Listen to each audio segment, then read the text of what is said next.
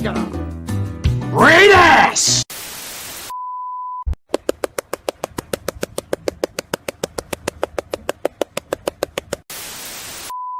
Could you please clear up the cuck article you wrote? I am not going to talk about this. Okay. And basically, you know what? Fuck you for bringing this up right here and right now. Why are you doing this to me? I didn't know that. I didn't know what it was. Well, just use a little bit of fucking common sense. Sorry, apologies. Yeah. Fuck you. Elizabeth. Heartfelt. You understand what $1 million is? I would blow everyone on this fucking panel for $1 million. I can get therapy. I can get therapy to deal with it afterwards. Ice cream, yum! Oh, ice cream. You look like you were conceived when someone gave a blowjob to Haggard from Harry Potter and then burped into an empty bucket of KFC that acted like an artificial womb.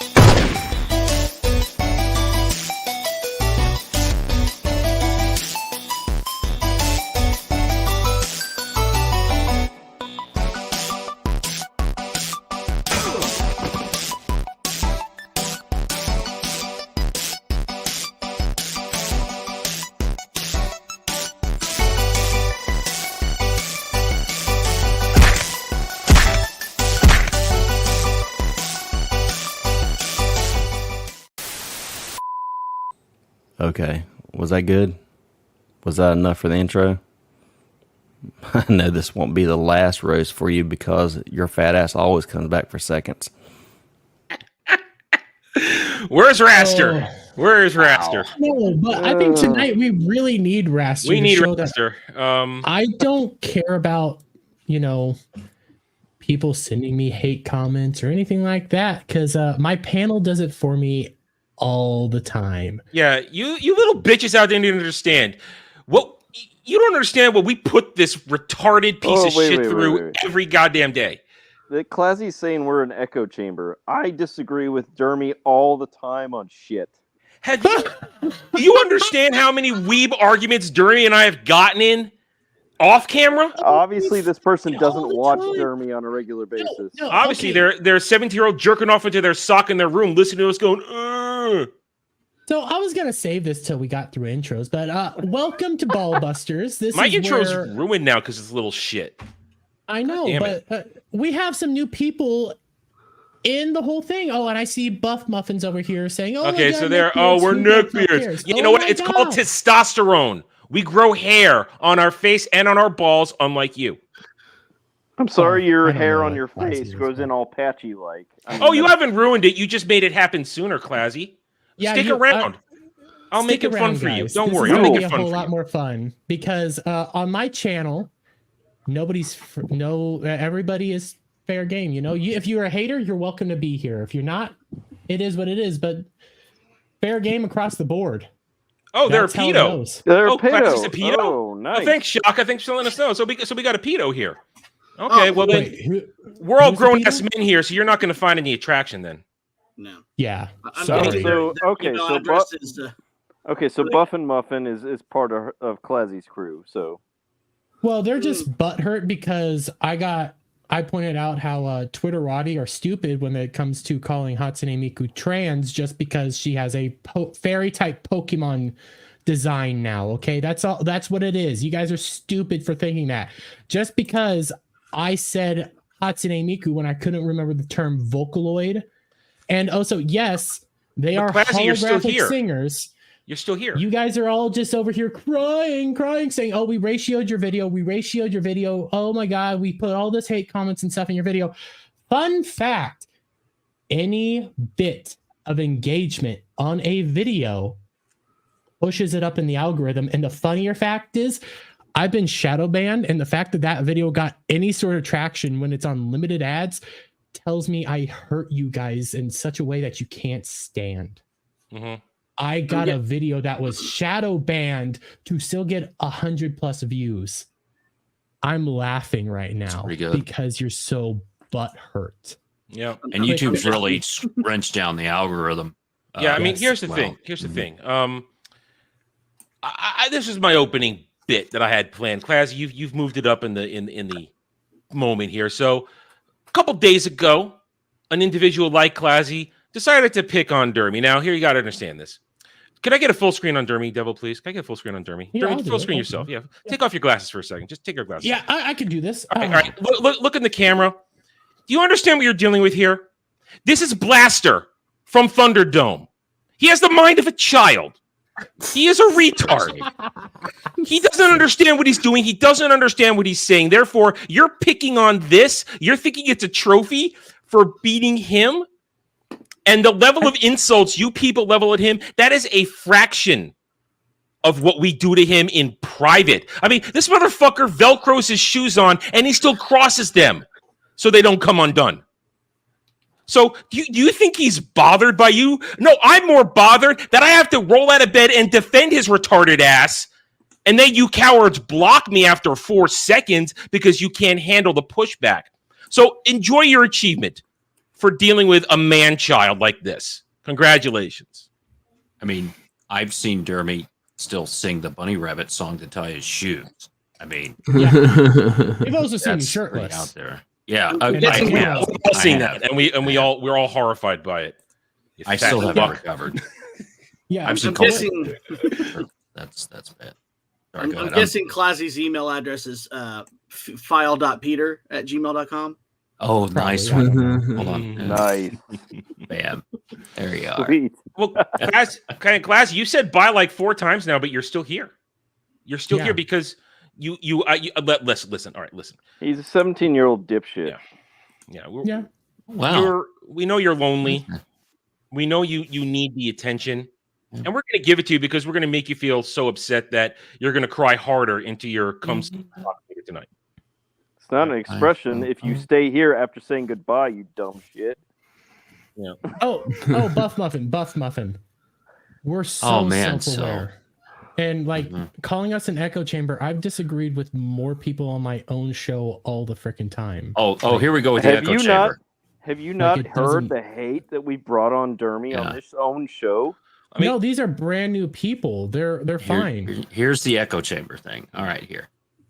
Dermy and I. You're posting this on Twitter? Oh, okay. Dermy and I have go ahead. have quite a fight. Yeah, go ahead. Bring it on. I think Spider-Man is one of the worst characters that's ever been created. I can't stand Spider-Man. Right? And Dermy has called me many names because of that. And okay, it's an opinion. I'm allowed to have it. And Dermy's allowed to think that I'm a fucking dipshit for having that. It's fine. Toxic. Spider-Man's my favorite superhero. We can't be friends. Exactly. I get that all the time. Yeah. And I liked the Green Lantern film with Ryan Reynolds in it. Are you kidding me? I don't fucking know why. I can't. What's wrong I don't. with you? I don't know what's going on. It just. Do we need to check your hard drive, Toxic? Because that sounds like some good shit right there. That sounds some weird shit, doesn't it? Yeah, I know. Maybe I've got nothing but naked pictures of Ryan Reynolds. I don't know. Well, let's be honest. Dermy has those naked pictures too. I've met you in person, Toxic. I feel bad about that. You feel bad that you've done that? Yeah. I think I bought you breakfast. Maybe. Yeah. That'll get clipped. And real quick, I know Gravy D's over here just having some fun. But Wookie B Bad and I are really good buddies, and he thinks Starfield is better than Mass Effect, and I think he's stupid for doing that. I mean, here, let's be honest. I mean, Wookie's sole mission is to get Dermy drunk within 5 minutes of the show. By the way, it's very true. By the way, I mean, he's done it before. Wookie has gotten Dermy so hammered within the first 5 minutes that it has been a train wreck in the past. Yes, it has. And Wookie Be Bad for $20. Already starting us off this night. Classy is lazy. I haven't even seen one good cut down. They think this is real LMAO. Shot.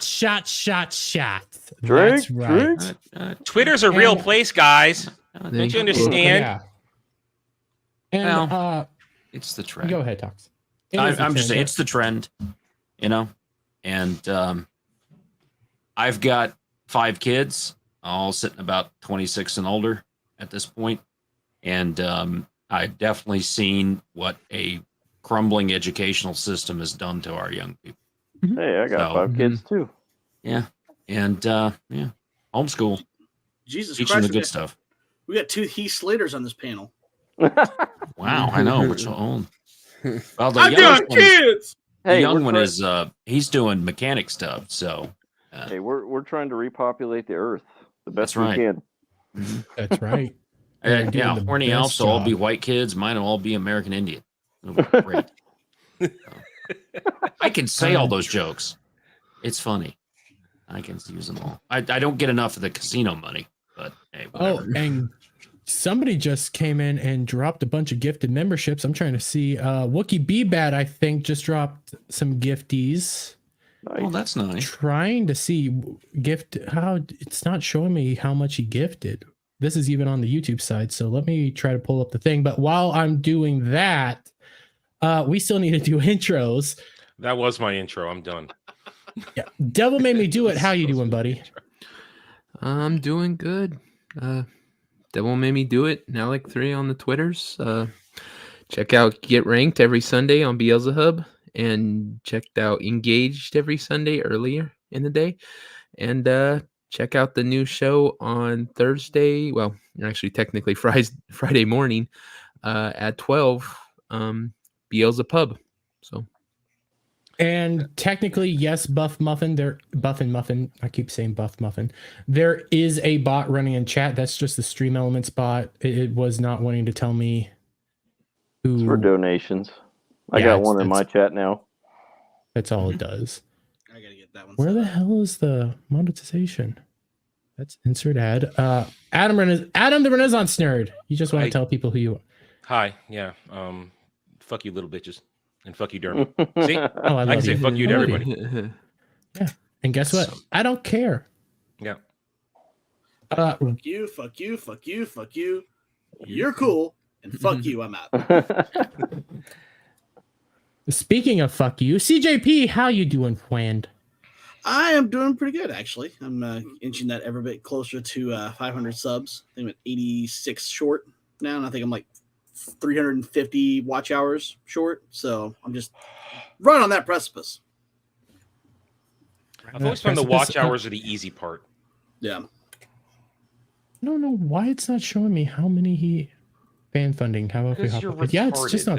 No, I it's don't know. outright not showing me. My subs have been a lot quicker than my watch hours. It's different for everybody. For me, I got watch hours like. I had watch hours 4 months before I got monetized or qualified for monetization. Hey, Mad's in the chat. Mad, this is a cluster show. Hey, Mad, we got some haters in the chat. Feel free to roast them. No, I like Trish's comment there. I like Trish's comment there. Legatus isn't a bot. He's a troll. He's my troll. He's my personal troll. No, we love Legatus. He's King Mod. He's Everybody King Mod. has Eric Cade. He's our Eric K, and he lives to make my life hell. Pointing out every little thing I do wrong. Aw. I'm trying to think. 10 gifties would end up being 2 shots. Drunk off your ass. Yes, I'm going to get there because I still owe 3 shots from last Friday. Well, Horny Alf, because we always we save the guest for last. Horny Alf, how you doing, buddy? I'm happy to be here to roast some haters. I had a game stream earlier with Devil Made Me Do It. Just a short stream before F&T. But yeah, I also have my Halo stream, my late night Sunday Halo stream. Check it out. And then Star Trek Engage on Sunday afternoons. We do reviews of Star Trek episodes. So I haven't watched this week's episode yet. I was ahead for so long and I haven't caught up. Dagger of the Mind. TOS episode 9. Dagger in the Mind, I think it is. Dagger in the something. Yeah, so I started watching it. I haven't finished it. Me, Devil, and Renaissance Nerd are all on that panel. So, Adam, you're here for the exact same reason the haters are here, because everybody likes a train wreck. Let's be real. Everybody loves a train wreck. Adam, since last week ended in a literal wreck, then yeah, dude. Why couldn't you have hit that deer on stream?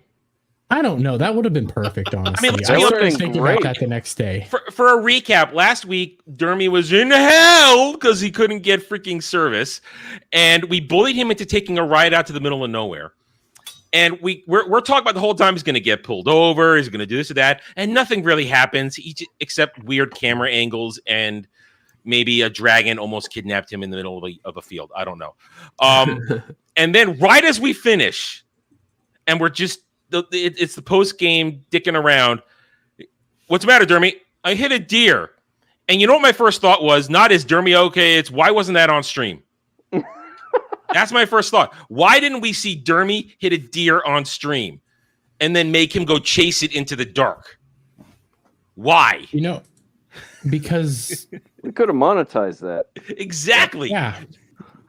I was really pissed off, and I actually had the same exact thought process of this should have happened on stream. I could have farmed sympathy and off it's not that. even my channel. This is your channel. I just thought, good God, that's YouTube gold. Dermy hitting a fucking deer. God damn it. That happens like maybe once every year or two that Dermy's going to hit a deer. So, and Mad Tox is about to speak right now. Toxic Man Flu, how are you doing? I'm doing great. This is going to be a fun show.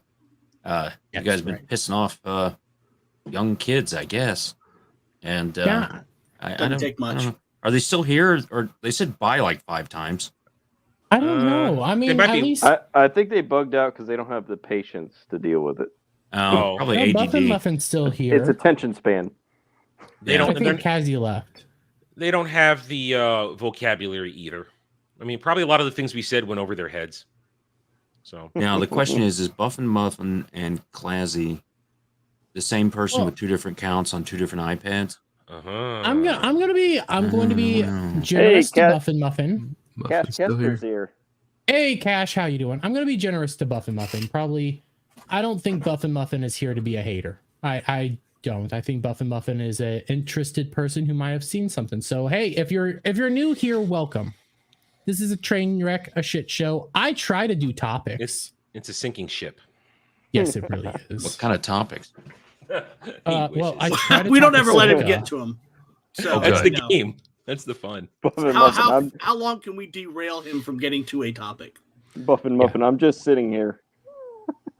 Hey, if you're just here hanging out, chilling, all the power to you. Don't, guys. Well, first off, Cloud, how you doing, friend? Oh, being late and gay. Oh, latent. You're always Cal. Having sex with a hairy Sasquatch doesn't make you gay. Hey, Dermy's on time and gay. This brings up an interesting question. Maybe the thing that Dermy hit wasn't a deer. Maybe was Cloud's Sasquatch. Sasquatch. You hit Culture Casino?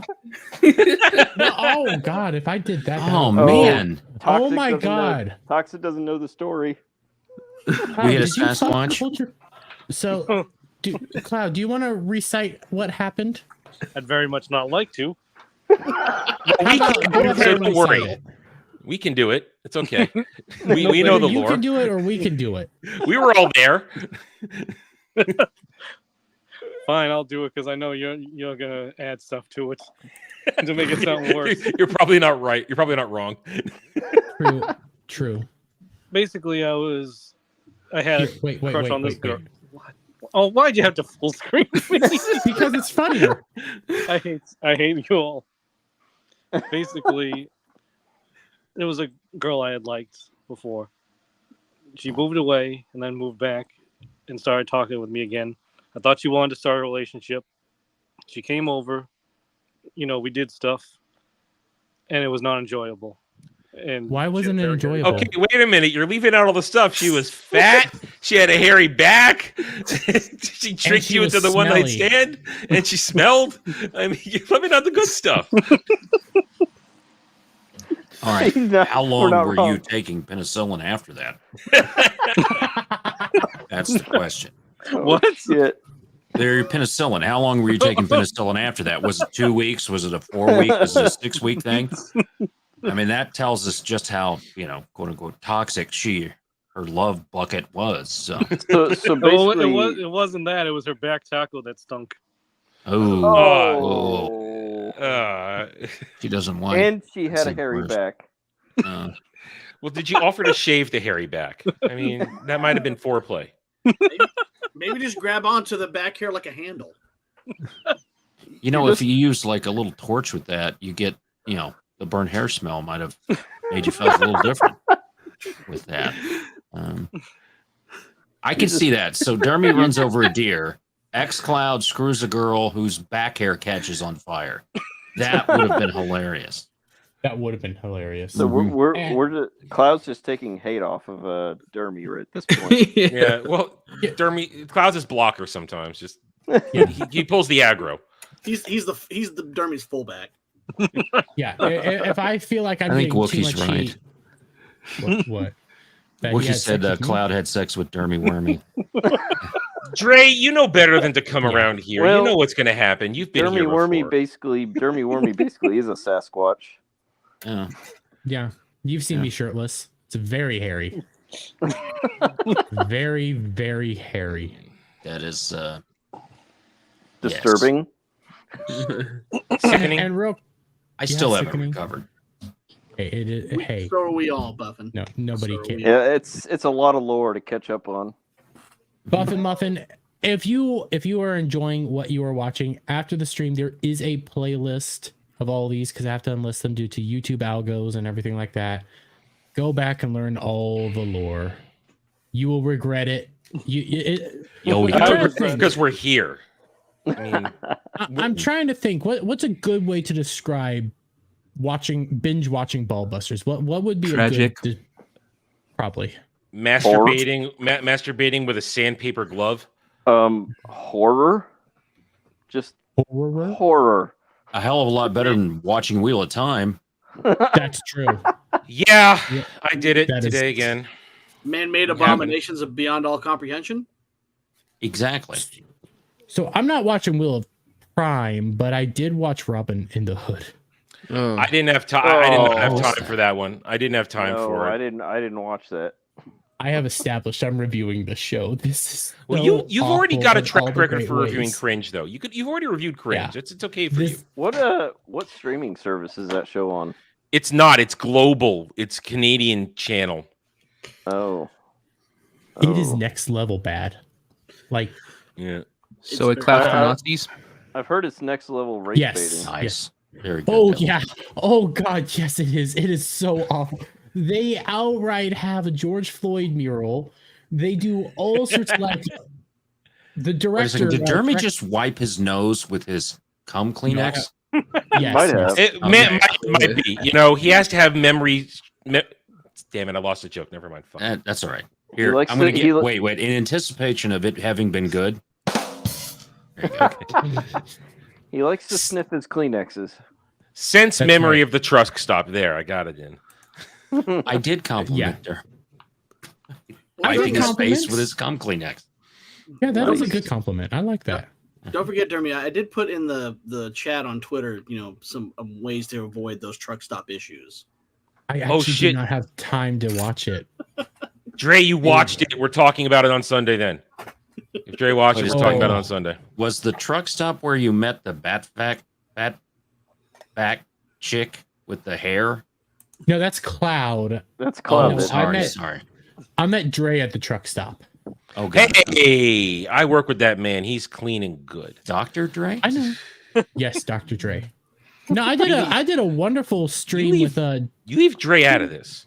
I did a wonderful stream yesterday with Dre. Like my In the Tiny Chairs are honestly wholesome and very like family friendly, which is disturbing to say You that I being have family something- friendly? Yeah, that's disturbing.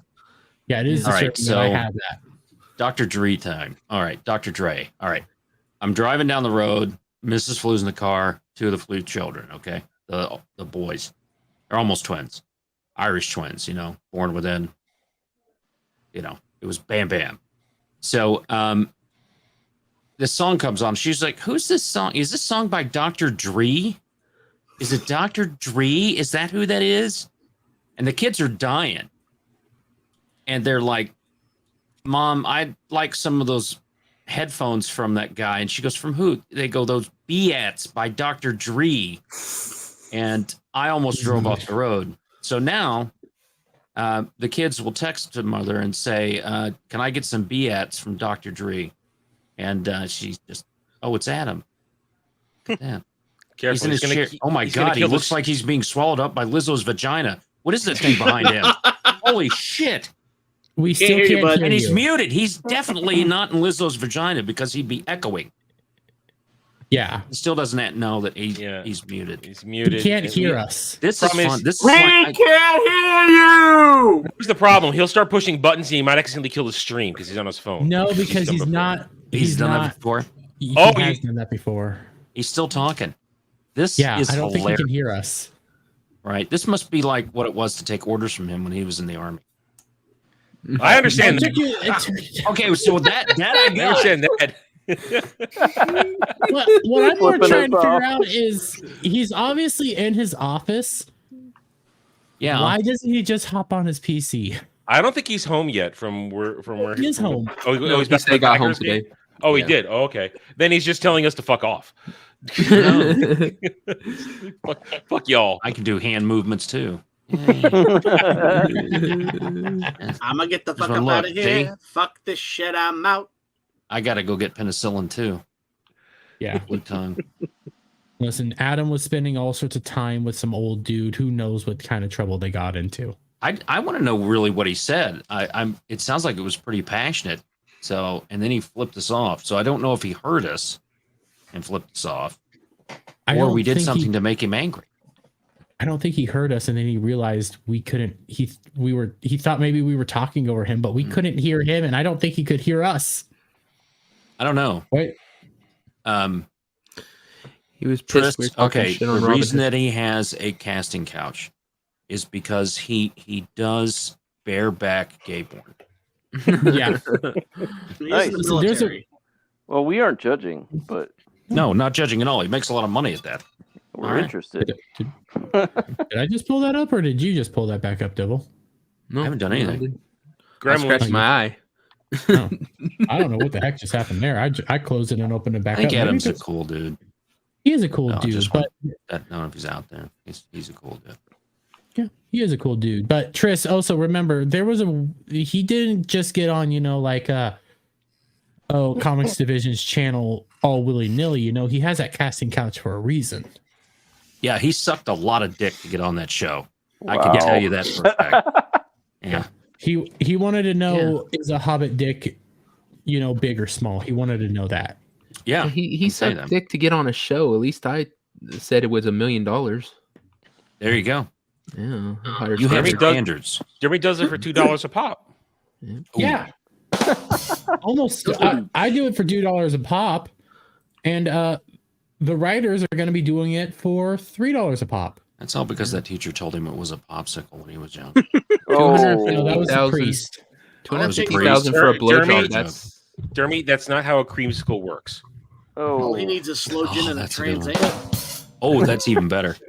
250,000 for a blowjob. That's freaking Kim Kardashian levels of pay money. right there. You know what I'm saying? So She's not that good looking. No, she I not. don't get what people do with that. Did you Her see porno Pam was so Anderson disappointing back in the day. It really was. Holy shit! Oh yeah. What was that, CJP? The Pam Anderson picture without makeup. Oh. Yeah, that's not so much not without makeup. That's you're not aging well, honey. All the plastic surgery is kind of wearing off. So that's what that is. Doesn't she have like AIDS or something? No, she got hepatitis old. C from Tommy Lee. She's also old. But they have a cure for hepatitis C now. It just costs $300,000. Yeah, but they don't have a cure for old. No. Oh God. Now she was hot in the day coming out of Canada. Tell you that. Yeah.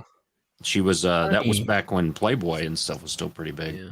And she was one of those models that came out of people like her. She was good looking. This is not watch. Bottle blonde. Not No, attractive. that's not the picture from today. No, Oh, there's a she was picture wearing from green today? dress. Yeah. Yeah, there was one of those floating around today. Oh, I'm scared to look that up. If it's that bad in this picture, I don't want to know what else it is. But Well, you know what? Well, I don't know if she's had plastic surgery. The ones that really get me are like Nicole Kidman. All right, so we were going to see films, reviewing some films and stuff. The AMC theater is closed, so we go there. And I've got to sit through this stupid commercial for AMC theaters that has Nicole Kidman in it. So I'm seeing her horrible plastic surgery on the big screen. And they keep casting her for roles. That's how I know it's all some kind of death cult in Hollywood, because these crypt keeper ladies keep getting roles. Stuff out there. I mean, Gail Gadot, whatever. She's over 40 and has got that natural beauty that she still looks young. Well, wasn't And- Nicole Kidman in a video a while ago eating bugs? She was in a Oh, yeah. commercial. Yep, she was in a commercial for that. She's all in on that WEF bullshit. you know damn well she didn't actually eat those bugs. She just acted like she did. You don't Those get out of bugs- Scientology. Those bugs were probably fake. Who knows? Well, it's Eating different in gummy worms. Australia, and there's a lot of people in Australia that do use those bugs. That stuff.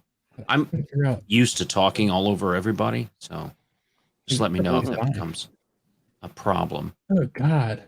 Not an issue on this Is it cool? panel. No, it is not. I'm Was Nicole really Kidman concerned in that he got pissed off at Adam by saying something. I mean, because he didn't just give us the finger; he gave us the redneck finger. You set somebody off, you got both knuckles sitting up there. That's like a polite fuck you. But when you pull all the knuckles down and wrap your thumb around your fingers so that finger is as far up as you're ever going to get it, the redneck finger, that means you're pissed. Isn't that the way the Moonanites do it? I'm Yes, doing this the as Moonanites. hard as I can. And I actually have on my car. It's all right. Driving down the road, Miss Flu and I, I'm a tad bit aggressive when I drive. I'm assertive. So I'm driving, guy cuts me off, and I honk at him, and I'm like, and this thing shows up in the back window. Like, what the hell is that? And it's this LED thing of a finger, flashes and goes away. And I'm like, holy shit. So guy, unfortunately for him, he's like, oh shit. He's going to turn left. He gets in the left-hand turn lane, and I pull up right next to him and roll down the window. And I could see through the window. He's like, oh, fuck. And he rolls down the window. And I'm like, dude, where did you fucking get that? I knew that you were going with this. I need to know where this came from. I need to know where that is. And he goes, it's called Flip It. I got it on Amazon. And then he started laughing and dying laughing. And he's like, fuck you. I said, fuck you too. Right? That's the American attitude. Fuck you right there. It's like, dude, you fucking cut me off, you asshole. Now, oh, that's cool. Let's go have a beer. Right? One of those kind of things. So I have one of those. I came home. In fact, Mrs. Flu, this is why we're a perfect match, ordered it on her phone before I got through that light. Oh, nice. Yeah. So she came, and it's on the back of the truck. And when they first announced the COOF, Mrs. Flu ordered 10,000 rounds of 9mm, 124 grain. That's a special woman right hollow there. Points, right? Yeah, she ordered a shit ton. So much that since I'm in Illinois, I have to register all this shit starting October 1st. Yeah, that's a. Or if I don't register the ARs, or you don't say anything about it. Well, if they catch me, it's a level 3 felony. Well, yeah. How are they going to catch you? I spent 3 hours the other day. Yes, my voice sounds very fucked up. I spent 3 hours stuck on a fucking road because of a fucking accident in Illinois. And every single one of me and the truckers and everyone else said, we're fucking done with fucking Illinois. God, I'm trying to get out of here, man. My name is Wolfman Adam, and I'm so suspect I'm gonna be on the radio here tonight for you. Yeah. Get him. Yeah, volume. I had somebody tell me I did a video. Actually, no shit. I did a video there on the fucking road. I put a video out. I put a short out, and I was talking about how much of the irritation we all had about Illinois. And the one and only comment I saw after that was, "I saw this dude on Yellowstone." Nice. Yeah, I am Kevin Costner's son. You're absolutely Nice. When you have more of a deep voice there, it is like smooth and kind of Careful. refreshing. Derby's coming on he's to you going now. gay. He's coming on to you. Wait, here's. That's the way your voice sounds in head Gay. after his penis crosses your vocal cords in his. Oh. That's what it is. You know that was a little wobbly getting there, but you crossed the line. I appreciate it. That's exactly what Mrs. Flu says. So, okay, I have a Ruger 22 tactical. Okay, so it's got Picatinny rail on the top. It's got, it's got threads on it. A 1022. Yeah, it's 20. It just, it's a plank thing. Yeah. So, I was moving stuff around in the safe, and like a fucking idiot, I dropped it, and I couldn't get the mags to come out. So I'm like, all right. So I take it down to the gunsmith at local range here, one of the few around. We're all fighting against this stuff. They got lawyers and money. We're spending all kinds of things to try and keep our rights here, right?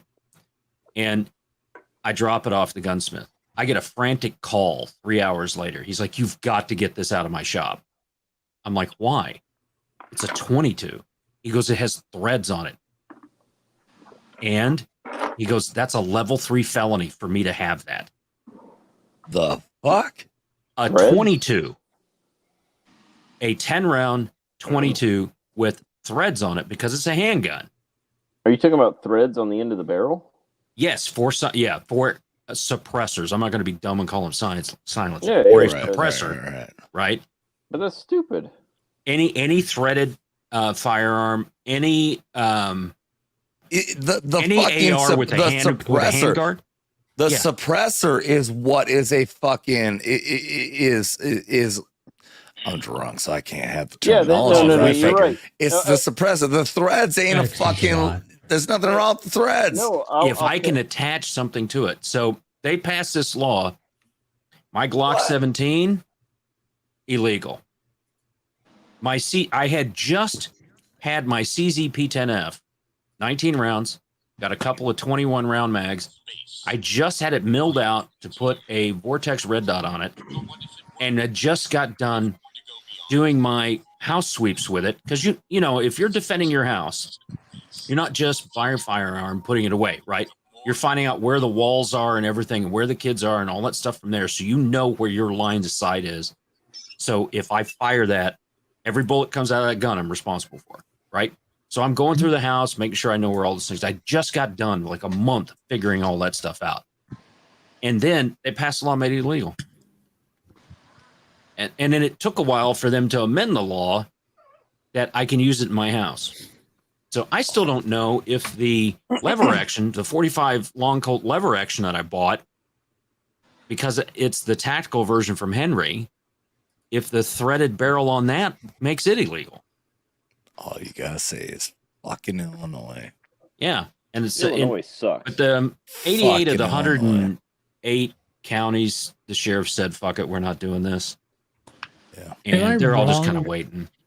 Am I There's, wrong there's a in line. believing- Yeah. Go ahead, CJP. So there's a line from the Blues Brothers, which I think fits the leadership of Illinois.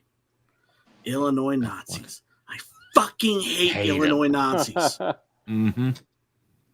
Isn't Illinois basically just governed by Chicago? That's it. It is now. So back in 1985, there's a guy named Mike Madigan who got voted into the House of Representatives. Mhm. And he just got pulled up on corruption charges and got pushed out. But he basically ran the state. He had a private plane paid for by the state, and the governor did. That's how corrupt things work. So the House of Representatives in the state of Illinois is of course done by population. Mhm. They also got the rules changed so that the Senate, instead of being 2 per county, was now population. So the House and the Senate is all population based. So everything is out of Springfield and out of Chicago. And that's why the vast majority of counties, once I get out of Cook County, Burke County, where I am, the gas prices drop about $1.50. All the prices of everything are lower. I pass by an hour from my house. I passed by a Trump superstore in northern part of Illinois. And it's this world's largest Trump superstore. It's nothing but Trump memorabilia and all kinds of stuff in it. And it's got Trump 24 flags, all that stuff. And in fact, my 50 caliber pen with the Trump 2024 fuck your feelings on it came from that store. Because you better believe I'm in the middle of fucking nowhere trying to find my way to somebody's house. I see that. I'm like, okay, that's ballsy, right? I'm stopping. Yep. That reminds me. That's Yeah, sexy. I found this in the mail when I got home today. You got to highlight it. Nice. Come on. Show it. I showed it. There you go. Yeah, baby. Yummy. You got to know Surrender. when he sat for that, he knew what he was going to do and was going to make a ton of money. Oh, dude. You know what? I bet anything that he had his fucking people. They did research. They looked at fucking photos of everybody who got their photos done and his fucking, so they knew the way the lighting was and everything. So they knew where he should face, everything about it. He did everything fucking right. They knew. Yeah, especially the whole Mar-a-Lago considering. thing. I love this card. Yeah. Well, when you consider they put out all the other mugshots, I think it was 2 days before he took his, they probably figured out every little detail of how you're going to need to mean look this thing. You're going to have you're going to have to angle your head in such a way and make this $1 billion, because everybody loves it. Everybody who hates Trump loves the picture, and everybody who loves Trump loves the picture. It's a loved picture. It's a wonderful picture. And to all the haters in the chat, if you're still there, it's still a beautiful picture. You have to admit it. Well, I think the back says first ever United States presidential mugshot, the most iconic image of the 21st century. That the thing is, they don't understand it. They don't understand that they played into his hands by doing this. Because they're By saying that Mar-a-Lago, which is 20 acres, and the other houses around are only 1 or 2, is only worth $18 million. It's not even the most expensive house in that group, right?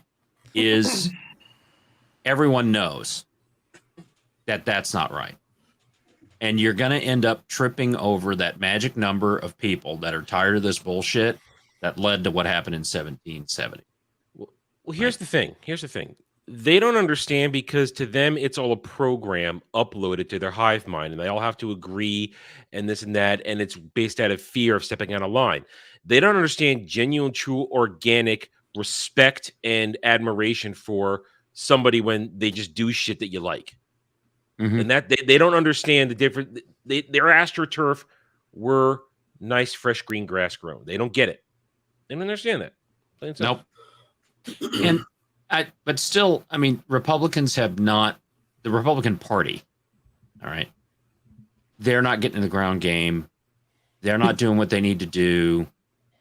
And that's because the majority of them are uniparty, right? Yeah. So the Democrats and Republicans, when you have, it was Mitch McConnell and Mitt Romney's kids were on the same board of somebody over in Ukraine as Nancy Pelosi and Schumer and all that stuff. They're all into this together. Yeah. I mean, it's always been a class system fight. I've said this for years. The political party became the new aristocracy of this country, which is what we're going to. And term limits would do away with that. Very simple. Yeah.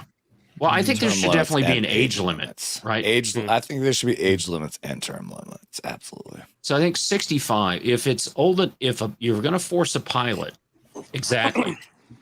Yeah. All feeding from the same shit.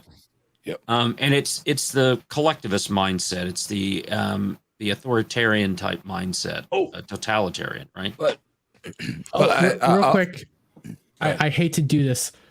when you said collectivist, it reminded me of Robin Hood, where they outright promote joining the collective and doing away with all like individuality and stuff. With that, the show did that. Yes. Wow, they're not even trying to hide it anymore, are they? There is a character that comes in who's like very big on tech and stuff and goes like, I'm so big on this and everything, and I want to join the almighty collective and everything like that. He worships technology to an extreme degree. Wait, I missed what show? Hiding anything. It's called Robin. Robin in the Hood. Oh. That, isn't that like a black woman is Robin Hood? Yeah. Yes. Okay. It's so cringe. I'm going to with a review Y. it. It's beautiful. But continue on. But at least going off of what like Tox was saying. I always quote Dan Bongino. I think he's one of the best speakers out there when it comes to the conservative mindset. That's good. That is fantastic. Absolutely. Well, you heard the whole Snow White thing. She was an activist, socialism. That was the theme. Is she was bringing a socialist takeover there, and the 7 whatever the fucks they were in red dresses. No. Yeah. There's been pictures of that shit. I cannot wait for this movie. I can't wait. Apparently, she's been fired. No. That's a lie. That's a lie. That's a lie. That's a lie. Yeah. The movie's done. They'd have to reshoot the whole movie. It's already a $250-300 million budget. That movie's in the can. It's Paddington she was fired from. I mean, it's just like The Flash. I mean, they weren't going to cancel The Flash. They're not going to fire Ezra, but they had to go forward with and try to promote. And then March cannot get here soon enough for me right now. I want this. With the Snow White. Yeah. So I want this movie so badly. That was something that I had refaced, and then Jaffo, who's in our chat a lot as an artist, he did that. And we've got a merch store coming up, and we're going to push that out when that movie comes out. It is that. That's a good idea. That's what we call Shay White, because Shay Groovy Man. I appreciate that. I appreciate that a lot. Yeah, you got to make fun of this stuff. I mean, that's kind of. I get real angry with what I see because I've always been one about fairness and civil liberties. Okay. So maybe you can say I'm a little left to center with stuff because I'm a libertarian, civil libertarian. Okay. Well, there's nothing wrong with having mixed opinions. Most of those founding fathers were civil libertarians. That's where it came from. Yeah. Right. But it's all about small government. The problem that we had is there were some laws passed around the New Deal stuff with Roosevelt, the first one, or the second one, sorry, that handed off Congress's power. Yeah, Congress's power. You may think different after I'm done. But they handed off Congress's power to administrations. And that's where we got this administrative state that we're in now. That's the problem. We're an administrative state. But Teddy Roosevelt was a progressive. So was Woodrow Wilson.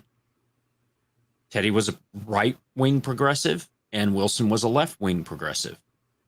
What did they have in common? The progressivism means the government is the answer. That's what progressivism is. They just disagreed on how you implement government being the answer. There were prominent members of the U.S. military who were progressives, and they thought that the government should run the country and do things like what happened during the vid and some other stuff, shut things down. The people who founded the country would have looked at that and just been horrified because up until that point, the government's evil. The government does things very well in small doses. But when you try and scale the government to do bigger problems, it doesn't work. Right? So the only thing that you can really do, provide for the common defense, protect the general welfare. That's it. Right? Well, general welfare is the problem with people that I have with people who quote that part of the Constitution or it's the Declaration, I can't remember which part it's in. It's the preamble to the Constitution, so it actually has nothing to do with the laws that run this country. Right. But it's It's provide for the common events, promote the common welfare. Promote, Right. not provide, promote. Mm-hmm. Those two words have very different meanings, and they chose them very specifically. The only thing the government's supposed to do is the common defense. That's literally all they're really supposed to do. Everything else is technically supposed to be the states. Yes. That's government local. So when they shut everybody down, okay, I'm not going to speak of deep in stuff, but the government couldn't do that. Federal government couldn't do anything. That whole thing was just a press release. Okay. The shutdown was at the state level for a 30-day period because that's all the governor had the power to do. The rest of it was at the local level. So I actually went to multiple city council meetings because of some other stuff was going on. And they kept voting themselves special emergency powers. So they got so much stuff passed, all the city ordinances, because they were all suspended. So they almost built this 6-story monstrosity behind my house, right? Destroyed a couple of eagle habitats behind me to build this 6-story building near the railroad tracks, right? They wouldn't have been able to do that had they not had the emergency powers to suspend the city ordinances. And they did that because of what was going on. So it was the local government that was shutting everything down. And they didn't stop doing that until a bunch of us started going and saying, hey, you guys need to stop doing this. You don't need this kind of somebody that's making $3,000 a year as a part-time city councilor is voting to shut everyone down, businesses, everything, stuff from there. And we got involved and shut that down. There's a school board. I ran for school board, didn't make it 1 year. And then the next year there was somebody running that was for all this stuff being in the schools. And we put a campaign together. Nope, we're not doing that. And there were 3 open positions. And the one person that said they were going to do that got the least amount of votes by a whole lot. So you want this stuff to go away or to change, you got to do that stuff locally from there. And back when this country started, you had about a 10% turnout for voting for president, but you had a 75 to 80% turnout for voting locally. Well, because, yeah. I'll hit on something like I wasn't planning on hanging around this long anyways, but I want at least to hit on this. You're sexing up the stream. I'll tell you that. You're wonderful, dude. I missed you. I'm drunk, and I did realize that I haven't been live. Like I showed up for 6 minutes as a guest on my own show last Saturday. That's the only thing. That's true. It's like 2 weeks. Which, by the way, Jesse went 10 hours technically. I know. I saw that he made bank. He made bank, even though he didn't make bank the entire 10 hours because obviously it was dead stream for like 8. I tried to go back because I want to go back and watch the stream, and I couldn't because it's still live. I can't go back. But nonetheless, I do want to hit on this. No, talks. Yeah, here's the problem: is people are so fucking ignorant. I told this story on my stream some time ago that I was kind of. I won't go into this chick I fucking knew. You were trying to bang a lib. She was so fucking. This to hit on the ignorance of fucking people. That she said that this is during the Trump administration that she based how a president is doing based on her local town, how things are looking locally. She lives in Kansas City, Missouri. Ugh.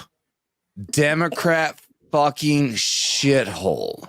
And she says that Kansas City is so bad in murder rates and blah, blah, blah. So that means that Trump is so fucking bad.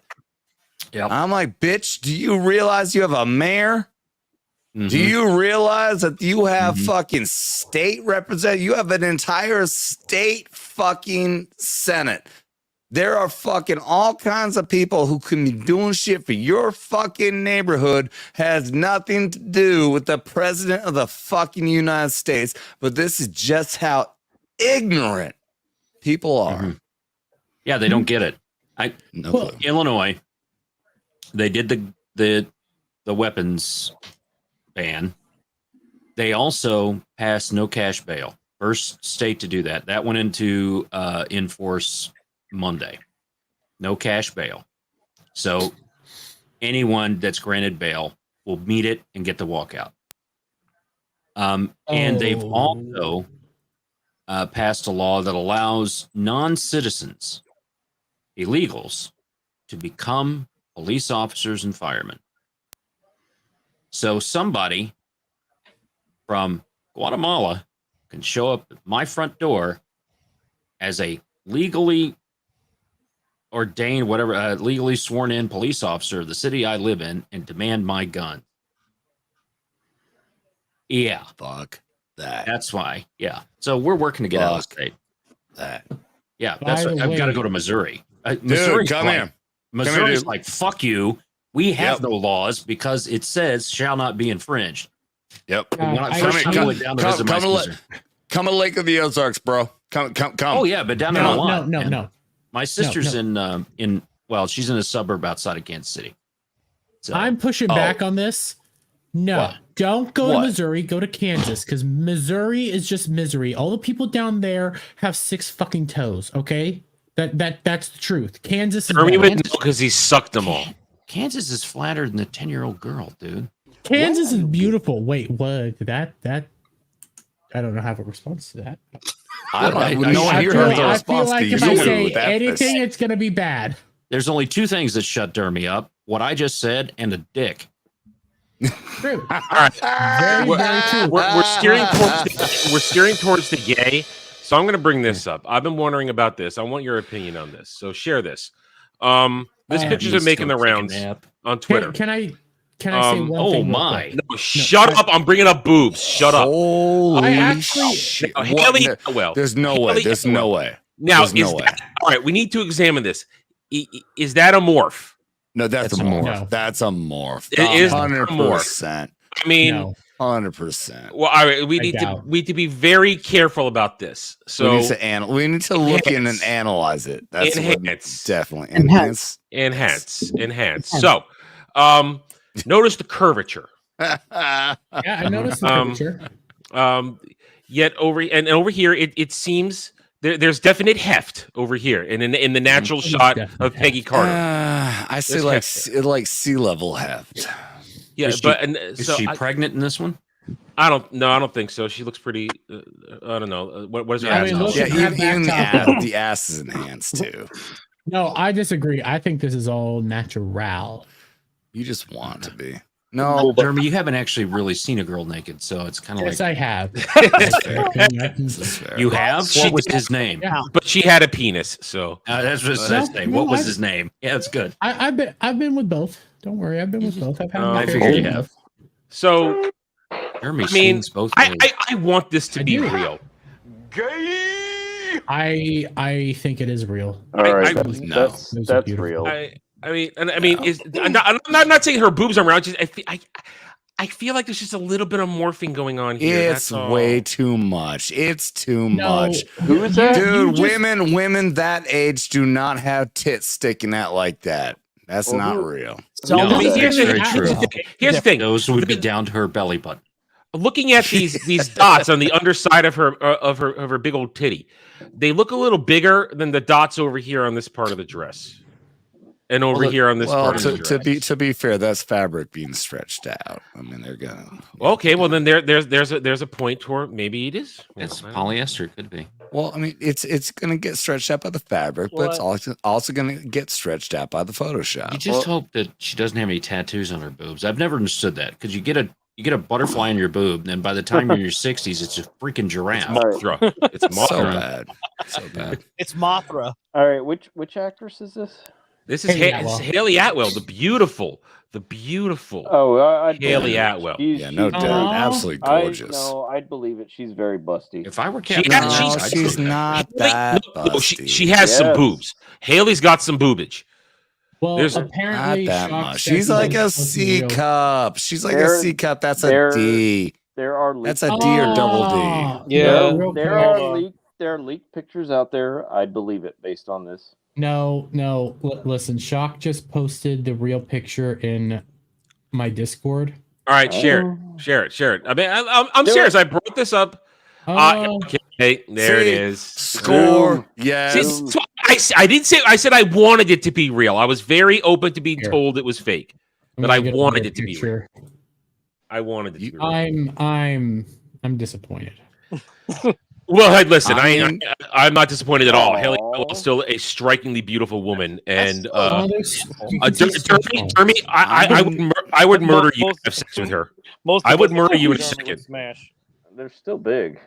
She's still got a dump truck. The ass looks fantastic. The ass looks fine. I mean, it does look great. I mean, we would all kill Dermy to have sex with her, wouldn't we? We would kill him in a second. You know what? I'd just kill Dermy just to kill Dermy. Well, that's what Raster's here for. But I need a reason to kill Dermy more than just maybe beat him up a little bit, and she'd be a reason. Listen, Conan. Dermy's not enough. Shut the fuck up, you two. Conan brings up a good point. So he has seen boobs. He knows boobs. And by the way, Clifton House has gifted another 10 Dermy Wormy Back Taco memberships. So welcome to the Back Taco Legion, everybody. We will be taking over the world. And that means another 2 shots. Hey, maybe we can get Classy a membership. I don't think so. I think they're gone. Oh, you know what? Classy could be your MCU fan, dude. Well, it doesn't matter. So. If they were here and then someone gives memberships, they can still get a membership. You know what? I like this idea. Let's be gifting memberships all night long, guys, until we get Classy a membership. Or it's of his chair. Either way, we win. Classy say he wanted a membership? Nope. Nope. No. We'll get Classy a membership. Either way, I got to take off, guys. It was only, I only meant to be here for like a couple minutes, but I had to Adam, pop on. It was great seeing you again, buddy. Great seeing you guys. Look forward to tomorrow night, Saturday. Skin Max Saturday is going to happen. It will be on my channel as much as Jesse did an amazing job. The Commoner did a great fucking job last week. I'm very happy. Made a fucking shit ton of money. Last week was crazy. Dude, yeah. Even though we went for like fucking 10 hours. But everybody, I had to pop on here, especially Talks. Haven't seen you in a long ass fucking time, dude. Great seeing you again, buddy. Take care, man. You, brother. Have a good Love night. you too, dude. Everybody else, take care. Later, guys. Bye. Oh, wait. Yeah, I got to double click. Wait, here. Yeah. There you go. Thank you, Ash. Not wanting to kill me. That's wonderful. I'm starting to get people that Kazula actually said he would kill you for her. So. Well, I don't blame him. I mean, come on. I think the majority of us would. Yeah, I would too. I would kill myself in order to sleep with her. Let's be real. But Toxic Man flew for $5.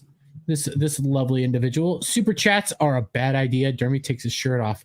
It might happen. I'm not gonna lie. It's been getting hot and cold all at the same time, and this room has been heating up. Well, it's a good thing Dermy doesn't do what Adam does with $20 shots. Oh, masturbate? No, Adam, anytime he gets a $20 super chat, everyone on the panel takes a shot. Oh no. Well, I mean, no. Shit. It's always optional to take a shot, even over on Rimnerd's channel. But he makes us all watch. He make us watch me shaking my tits or getting shot in the dick. I honestly prefer the shot in the dick at this point, because that me shaking my tits is getting very disturbing. Even I'm getting grossed out by it. But you're still touching yourself over it. Your milkshake brings the boys to the yard. I told him I'd make him something different. Yes, because, it does. Well, intermittent fasting will help you with some of that. He don't. I need to start. Else. When he thinks about himself, he touches himself. That's right. Classic Divinyls reference. I need to start intermittent fasting. I broke my diet this week just because it's been a fucking hell of a week. I need to get back on it. But speaking of titties, saw this. Hey, look at that! Oh my! Is that Adam? I don't like this. That's Adam. Like That's why he's been gone.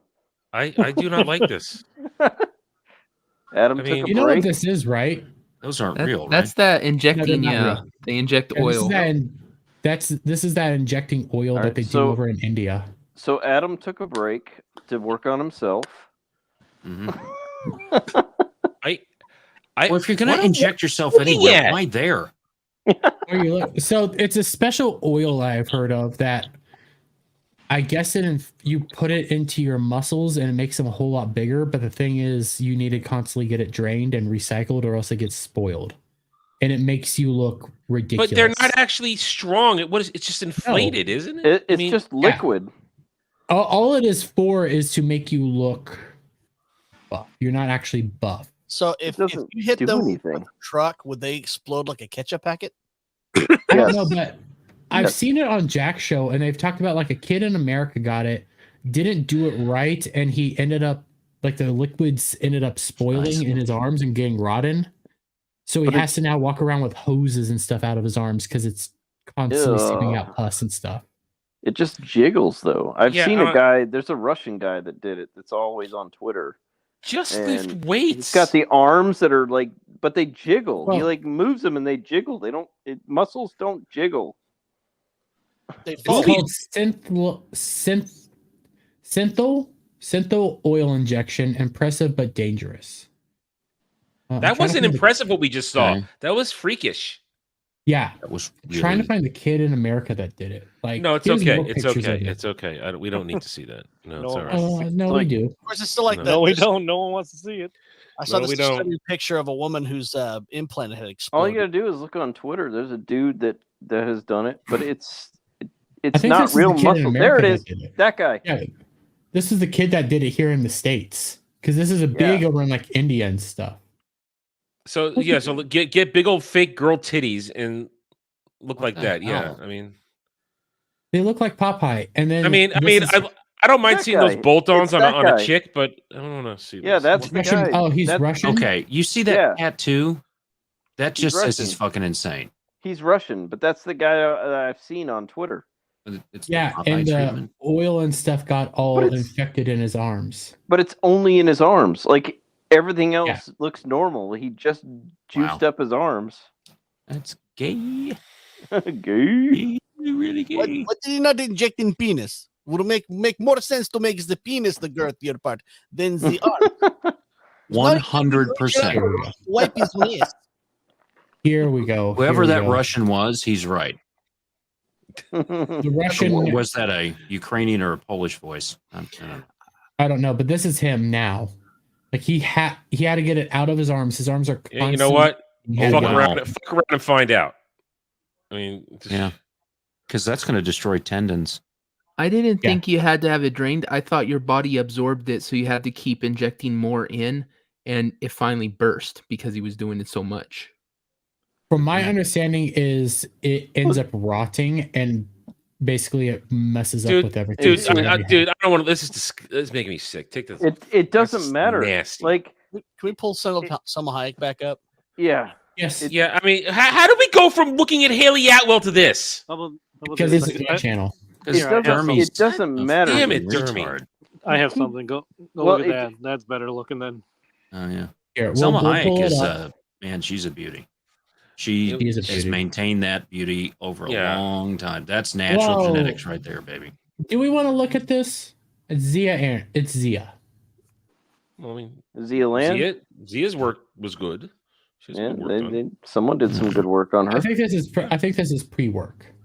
Is this the Christy? Oh, I was gonna say, is this when Christy Mayer put like chocolate syrup all over her last week? Wait, she did what? You didn't see that?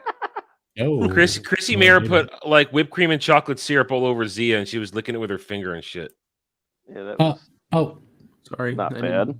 No, body dysmorphia. But Wookie Be Bad for $20. I can listen to talk all day. Voice for radio and mic is on point. A goal to achieve, but shots. And well, then I can tell you my setup. He also gifted another 5 Dermy Wormy memberships. So welcome to the Back Taco level. Still no Kit Kazi. So no. I did do radio for a while. So nice. Well, now that we have female bodies up here, Cassie probably got afraid and had to leave because he doesn't know what a female body looks like. Well, Toxic, you got that radio voice about you. Yeah, I did radio for a while. So there's a classic rock station in Tulsa, Oklahoma, KMOD, the Commode. Oh, you were in Tulsa? Yep. Okay. They did classic album rock for a long time. I lived in Oklahoma for about 6 years in Oklahoma City. Yeah. There's a lot of stuff around there. I got friends in that area. I had family down there, but yep. Born and raised. And then I moved out to New York in August of 2001. So September 11th happened the next month. So yeah, that was a lot of fun. People are like, "Oh, Donald Trump wasn't there. He didn't do anything." Yeah, he was. Yeah, he was. I know for a fact. I know for a fact Steve Buscemi was down there too. I got photos, baby. Really quick, Release the McCracken actually went on to Twitter to help promote the show tonight. Oh. And he put this out, and I need some help. Is this supposed to be like an AI version of me as Luffy? Yes. Yeah, that's what my first thought. That's what it looks like. It generates One Piece characters, so you're not necessarily supposed to be Luffy. You're just supposed to be a One Piece character, I think. You look like Luffy. Almost. I mean, I'm it's like not an Nightmare off-brand Luffy. Luffy. It's Nightmare I'm like an Luffy. off-brand. He's gonna Gummo Gummo know your back taco. It looks like you've been over and backed onto a large dildo. Oh, probably.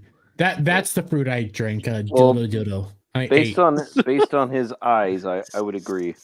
Yeah, his eyes say, "Oh my God, there's a giant dildo up my ass." Okay, I don't like the live action. I've already been over this, but what I can say about the live action, it got me into wanting to watch the anime again, and I've been averaging about 100 episodes a week. So, Dermy, oh my God, Dermy, where are you right now? I gotta ask Dermy. I just finished. Last time we talked, you were finishing Ennis Lobby. Last time we talked. All right, Dermy, Yeah, I I'm gotta still ask. finishing it. I just finished the fight against. God damn it! Cannot remember the dude's name. Cheetah guy. Rob Lucci. I just finished Rob Lucci. So that's good Dermy, fight. That's good fight. Dermy, you don't like the live action at all? Any bit of it? My problems with it, like I can accept for what it is. It's One Piece diet. My problems with it are there are shot for shot remakes from the actual anime, like exact moments. Yeah. But then there's completely brand new moments in it. So yeah, because I'm a purist, I've been over. I don't like it. But with anything, there's adaptations. Like even the Lord of the Rings, they didn't adapt it purely to the screen. But the Lord of the Rings is the best trilogy I have ever seen in my life. Well, I can accept that, but the thing still goes as me being a purist. I want one for one. I can accept it for what it is, but my problem is yet again I point to there's shot for shot scenes, but then you get to episode 3 is a good example of this. That is completely what they did to Usopp's story is completely different than anything in the anime. Like downright not similar whatsoever, and it's like I understand what you're saying, but I've seen the same thing when the Lord of the Rings was translated to the movie screen. You had a lot of people were complaining about things that were left out, but the movies were still amazing. It's like I think it comes down to the intent. If the intent is there to make something good and not political, I'm good with it. You make changes. It is what it is. I'm also not out here saying, "Hey, don't watch it." This isn't like Cowboy Bebop. This is probably one of the best animated adaptations we've ever gotten. My problem is I'm just a purist. I want it to be one for one, and when I see scenes that are one for one, but then different, it's like you were. Listen. We have talked about this a ton of times. I understand what Jeremy is saying because as a 20-year veteran of One Piece, a certain kind of old school fan, I gave it a 6 out of 10 because it wasn't made for me. Therefore, I'm not looking for it to really stimulate me to really get all jazzed up for it, but I understand who it was made for. Having watched it, I understand who it was made for, why it was made, and I appreciate it. And I'm glad that it exists because it's getting people who have been, let's just say, ridiculing One Piece for years when they see its episode count or its manga chapter count. Now they're giving it a chance because they're realizing it's not this insane thing that is daunting. No, it just has X amount of episodes. And if you just start watching it, you'll get into it. And it's also creating good conversation about it. So, and I am a little more, maybe I'm a little more lenient than Dermy is, because looking at it from the storytelling perspective and the fact that Oda was there, I understand the changes they made. I disagree with the changes made, like using the Garp story arc as the through line to push things along. It stole away a couple of moments that were better in the manga and the anime, but it's what they chose to make things move. And I disagree with having Garp come in there with certain things. I mean, Luffy and Garp, their whole confrontation in episode 8, that's something that happens after Marineford War arc. That's way down the line. So I'm saying is, I'm just saying that I appreciate for what it is, and I'm a lot less critical than I thought I would be. And I like that it's there. So I'm a little more on board when I see the original creator on board with what they're doing. Yeah. So, and the fact that they wanted to change more things, but it wasn't for the fact that the original creator was there. Yeah. He made them stick to certain things. Oda Sensei kept it on the rails. Yeah. Yeah. And he was when I heard that he said that the flashback scenes had to be perfect. He's not wrong. When you get a flashback in One Piece, those are meant to help show some things about a character.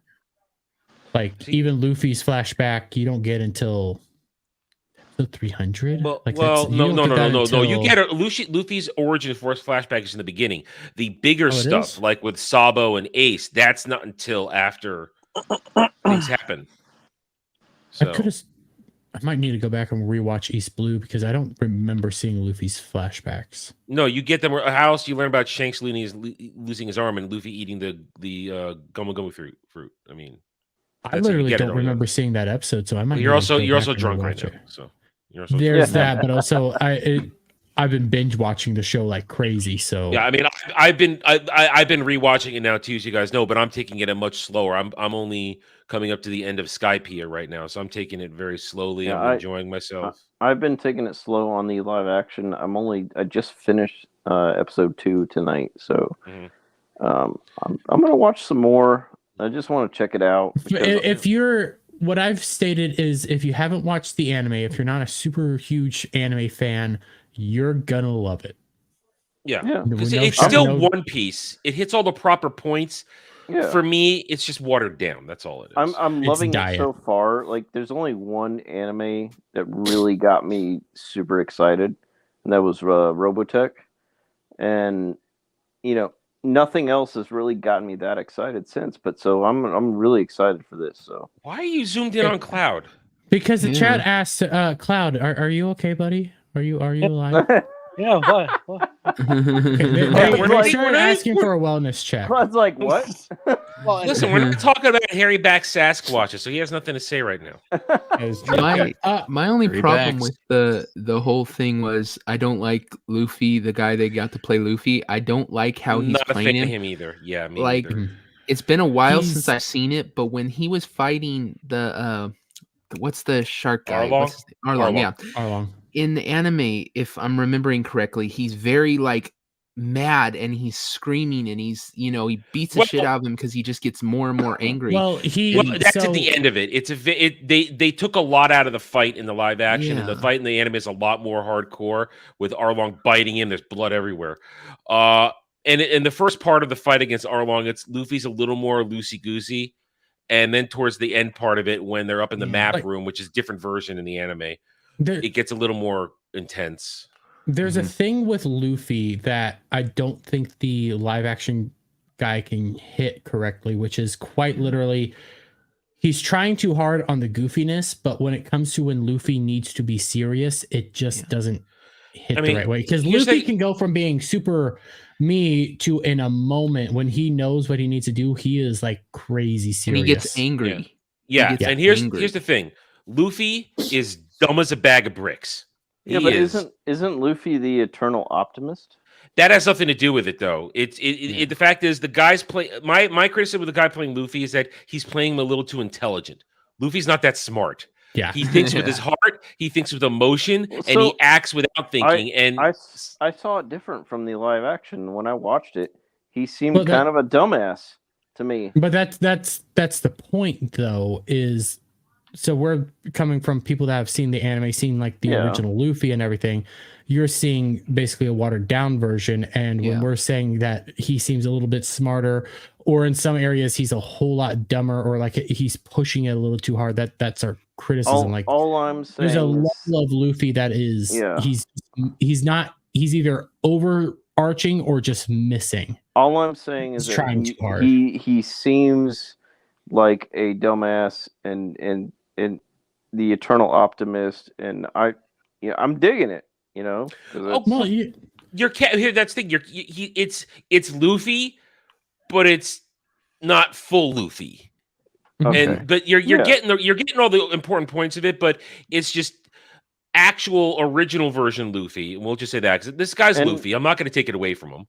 And I have watched anime, and I understand anime. I understand that it's way more animated and way more eccentric than Western, contemporaries. So I get it.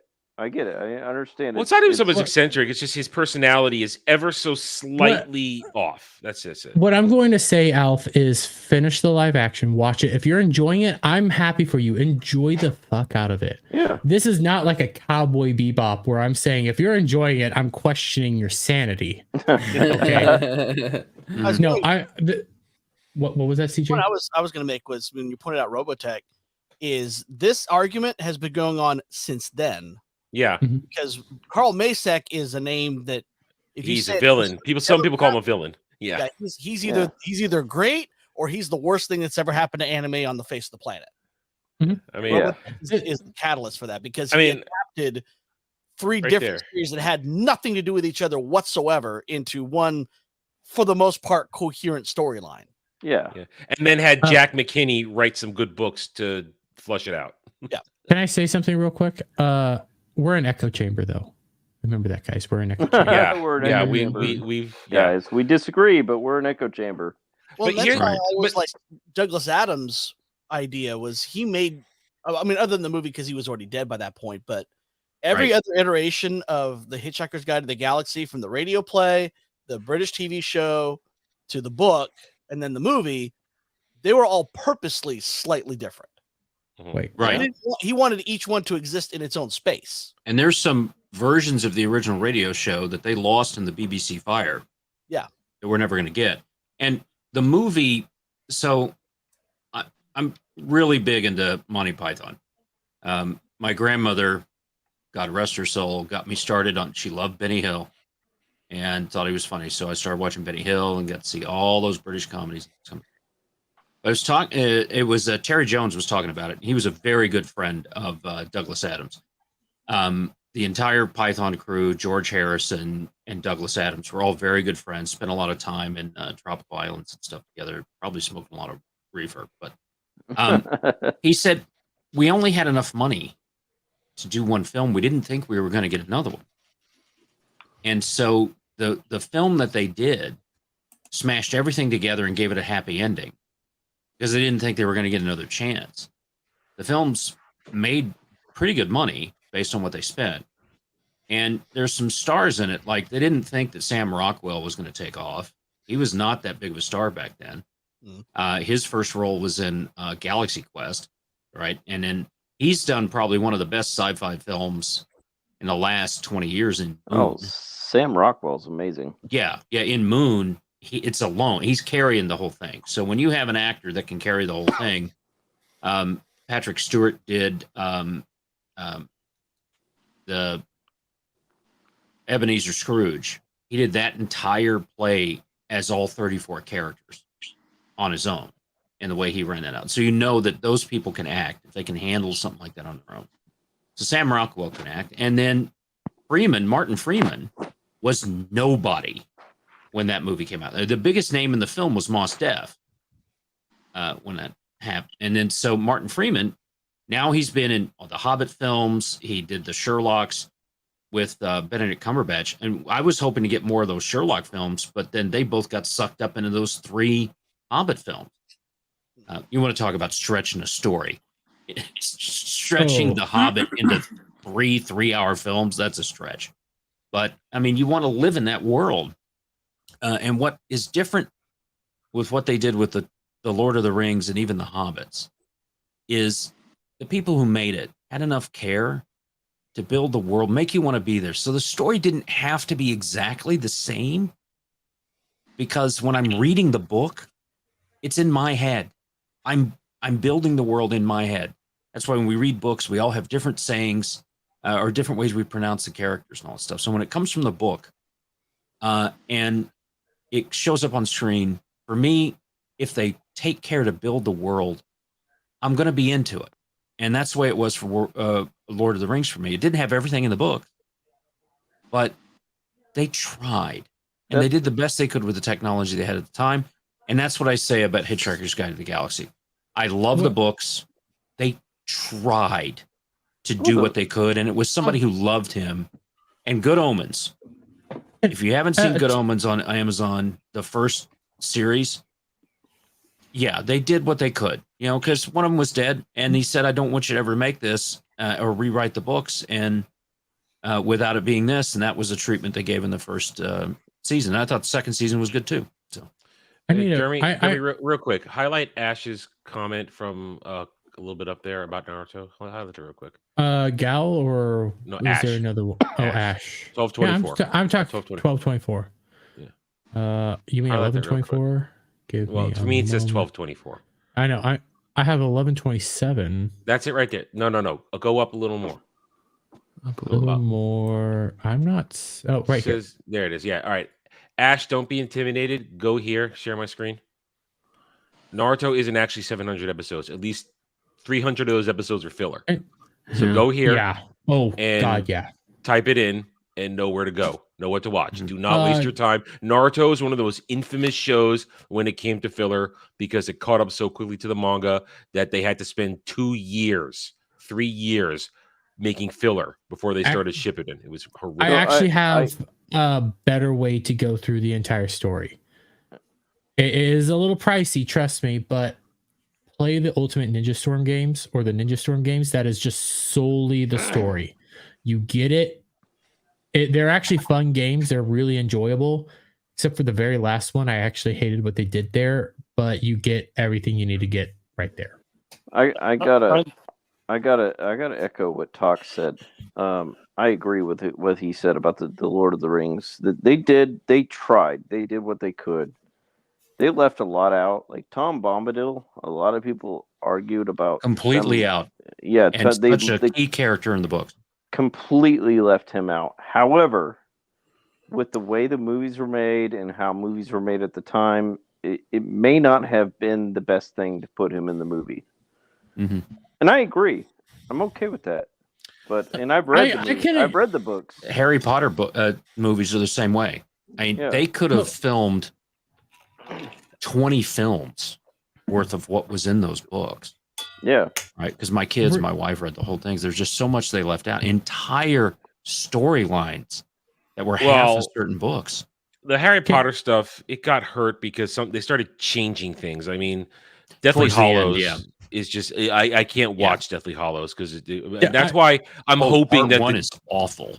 Yeah, that's why I'm hoping the Max series. Now that everything's done, we're gonna get casting soon for that. Right. The casting's going to be telling us where they're going to go with that.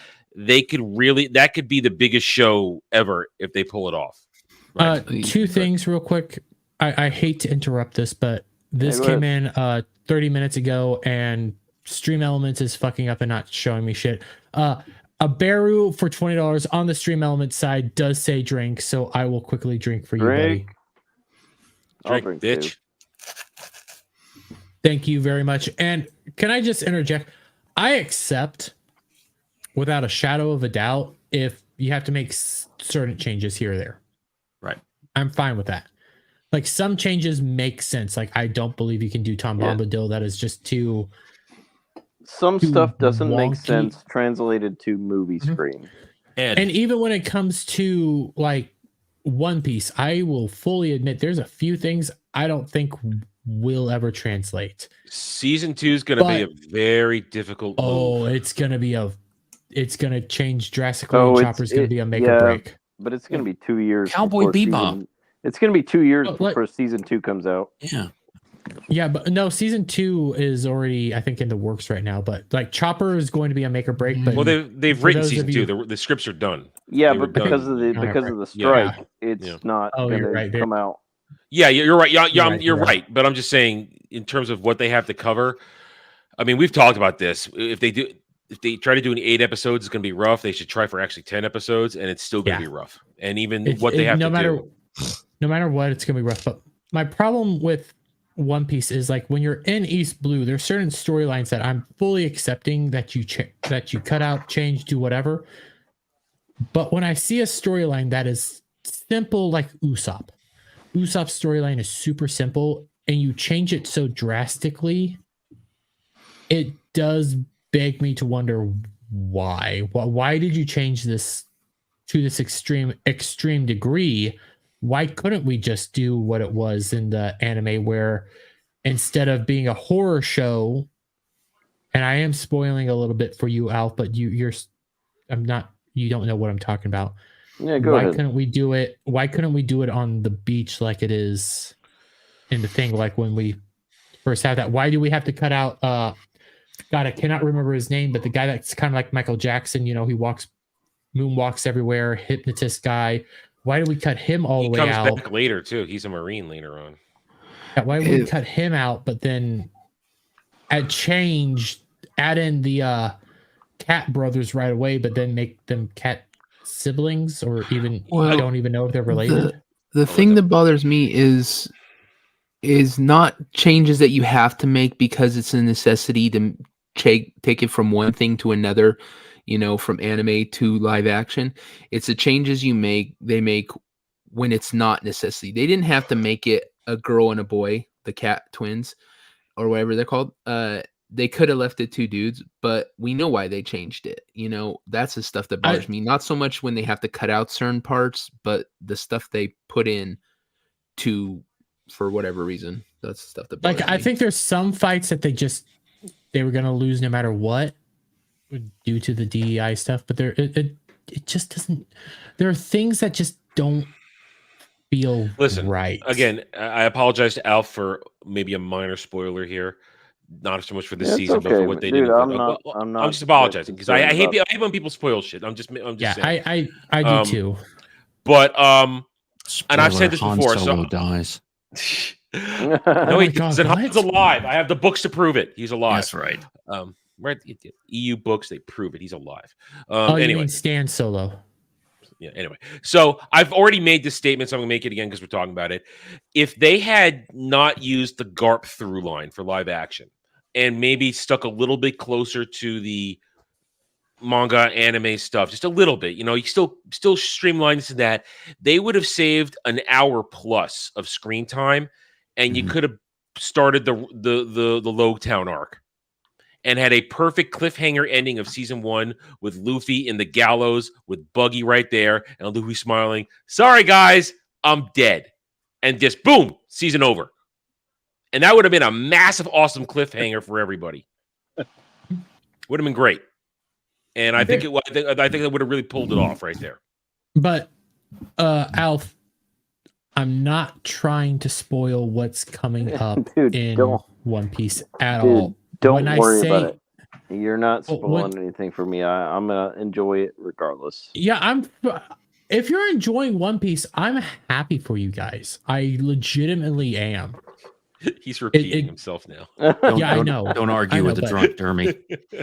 I am a drunk nerd. Well, okay. going into Don't we know argue with Jeremy's Jack. level of drunkenness. He goes into repeat mode. Okay. So Yeah, I think he's had a few drinks. Well, no, repeat mode is essentially just me. shut up and let your guest talk. All right. So what? No laughs? Come on. No, I'm telling. So we can tell. I can sit there and tell him he likes to bend over and get dildos up the ass. But as soon as I tell the guy that owns the channel, hey, why don't you shut up and let the guest talk? Everybody's like, ooh. Yeah, but I liked can't it. I believe was you trying to said figure that out. to Jeremy. Oh. yeah, I but was trying to figure out where to go with this. Yeah, but I'm just drunk. we expect him to take dildos up the ass, That's right. so That's right. it's not a Yeah. surprise. But actually, crossing him and making him The feel dil- bad. That's The not too bad. dildos they have a brony head on one end. Mhm. I mean, All right, so Cowboy Bebop. All right. Yes. So the first anime I ever saw was an Americanized version of Battleship Yamato Star Blazers. All right. I remember G-Force, all those kind of things, stuff from there, right?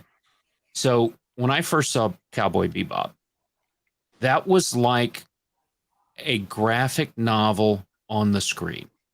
All right. That's why it really appealed. Because that whole kind of thing from there. How in the fuck do you replicate Ed in real life? You don't. yeah. And when a key character, right, you can write around Tom Bombadil. There's enough story around it, okay, that it works. Ed is a key factor to Cowboy Bebop. All right. All 4 of those main characters are key. The way they interplay to each other and the whole story. You take one piece out, it's done. Who's the idiot that greenlit that thing? Because you're never going to do Ed. No way that you can, the way Ed bounced around the screen, did all that stuff and everything from there. There's no way you can do that in live action. Yeah. Right? How? And yet they did it dumb. No. They butchered Ed, but And that kind of completely. goes to what I'm worried about with season 2 when it comes Season to Chopper. And that's the thing. When stuff in anime, it's very difficult to bring those things live action. It's like cartoons that I grew up with. So they were very racist cartoons. Roadrunner, Yosemite Sam, all that kind of stuff. You can't do the Roadrunner and Wile E. Coyote.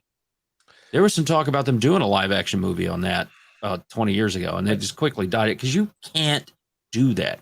You can't recreate the Disney animated classic in real life, and they have the same magic. I think Beauty and the Beast came close, but it still wasn't good. but it wasn't. It wasn't. It didn't they have the did it- magic. Didn't have the Cats. magic. Oh my God, Cats on screen. I've seen that show live on Broadway. That was That's not a good picture of awesome. Chopper. It's not. I'm trying not to do a whole lot of. Some spoiler of those things images. showing on your channel will get you arrested. Type in Chopper pre-time skip. Yeah. Don't type in Pre- just type Oh, in that's 2020 actually a Chopper. That's actually a good thing. We can see. I We love can see it Chopper off your so much. glasses. Now, now here's the thing.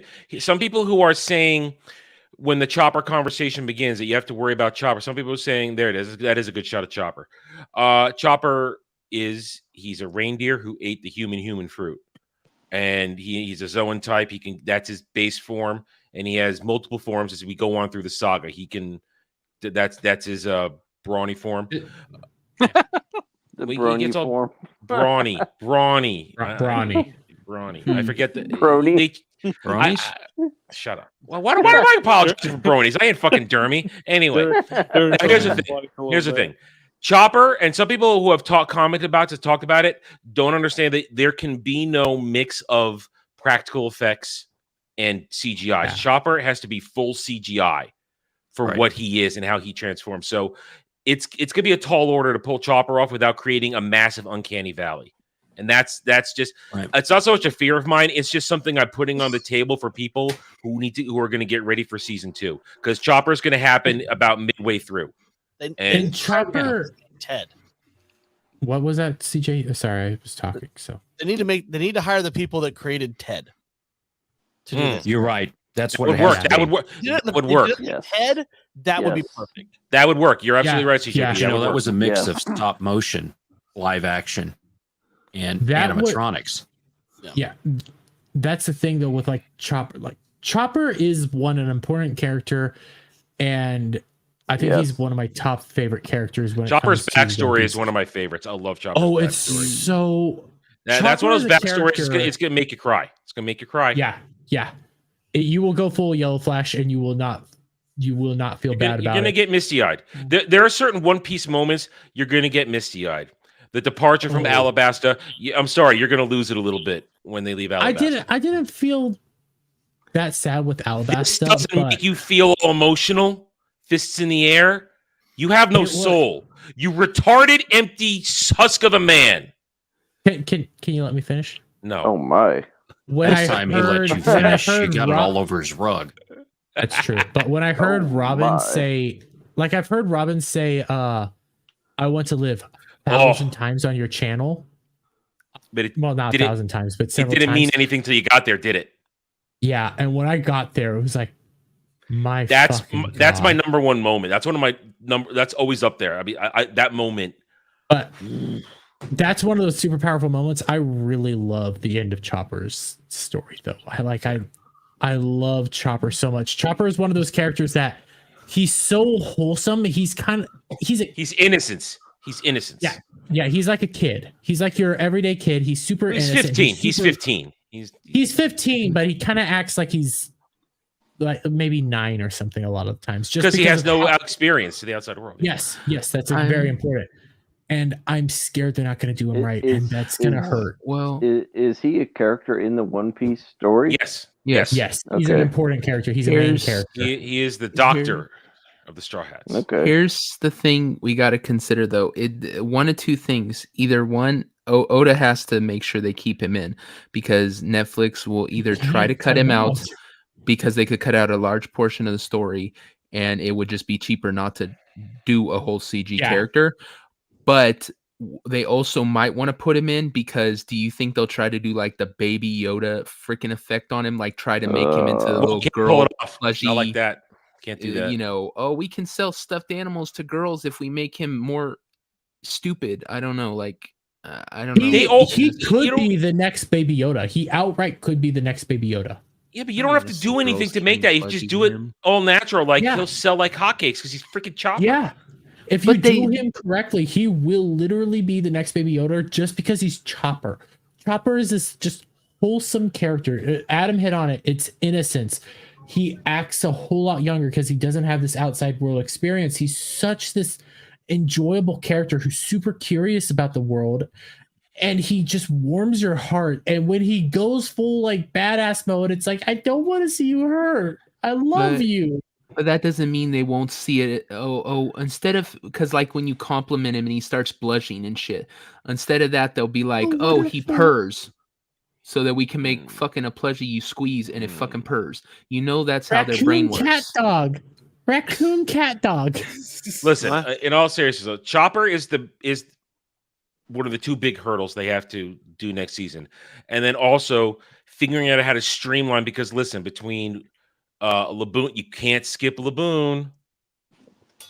You cannot skip Laboon, and you can't skip. Jeremy, you don't even know why they can't skip Laboon yet. You don't even know why yet. I just found out why they can't skip Tiny Garden, and you can't skip Tiny Garden, and you can't, and therefore you can't skip Drum Island, and then you're in Alabasta. Now, I found a stupid CBR article that I made fun of on X Twitter earlier in the week, where they listed all the seasons for the next 12 seasons how to do it.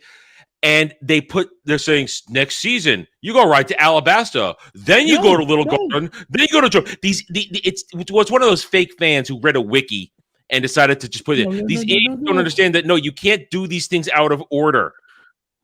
It's all and Oda wouldn't let them. In Alabasta. You need they'd all be dead in Alabasta without Chopper. They'll be dead. Like I'm actually not to mention you can't start. You have to start at Whiskey Peak because you can't start because that's when Robin appears for the first time.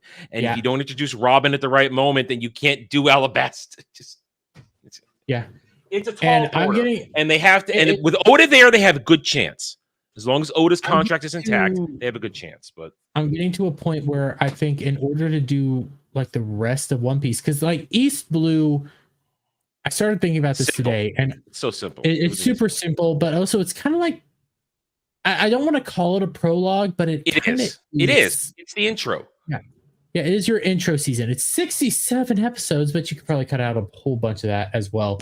But when you think about it, it is your prologue, it's your intro, it's your introduction. And when they do, like, I think even Garrett said it today, like when they get into the Grand Line, that is the story, is the Grand Line. Grand Line is it starts in Logtown. It starts in Logtown. Okay, you're right. It starts in Logtown, and then you get into the Grand Line, and that's your main story. Yeah, and then you're there because I was thinking, I was organizing the arcs in my head this week, thinking about where I'm going on because it just there's so much to cover, and I'm getting to a point where I think, in order to do this correctly, you're gonna have to be cutting down like these seasons into 2 parts. So like season they 2, need to increase the episode count. They need to increase the episode count. Well, you're going to get to a point where, I mean, here's the thing. Everything leading up to Alabasta is still one section. Laboon, Whiskey Peak, Little Garden, Drum, Alabasta. That's one story. So you need that in one season. But once you get out of Alabasta, Skypia,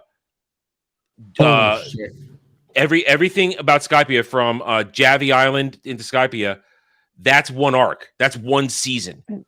And also, you can't skip Skypia because it sets up a whole lot of stuff for later in the later. And we're going super deep read right now, and I just realized that. I'd like to hear Tox's view on this. Yeah. I was about to say we need to get. You Tox flip in the there. weeb switch. You know what happens. I've never seen it.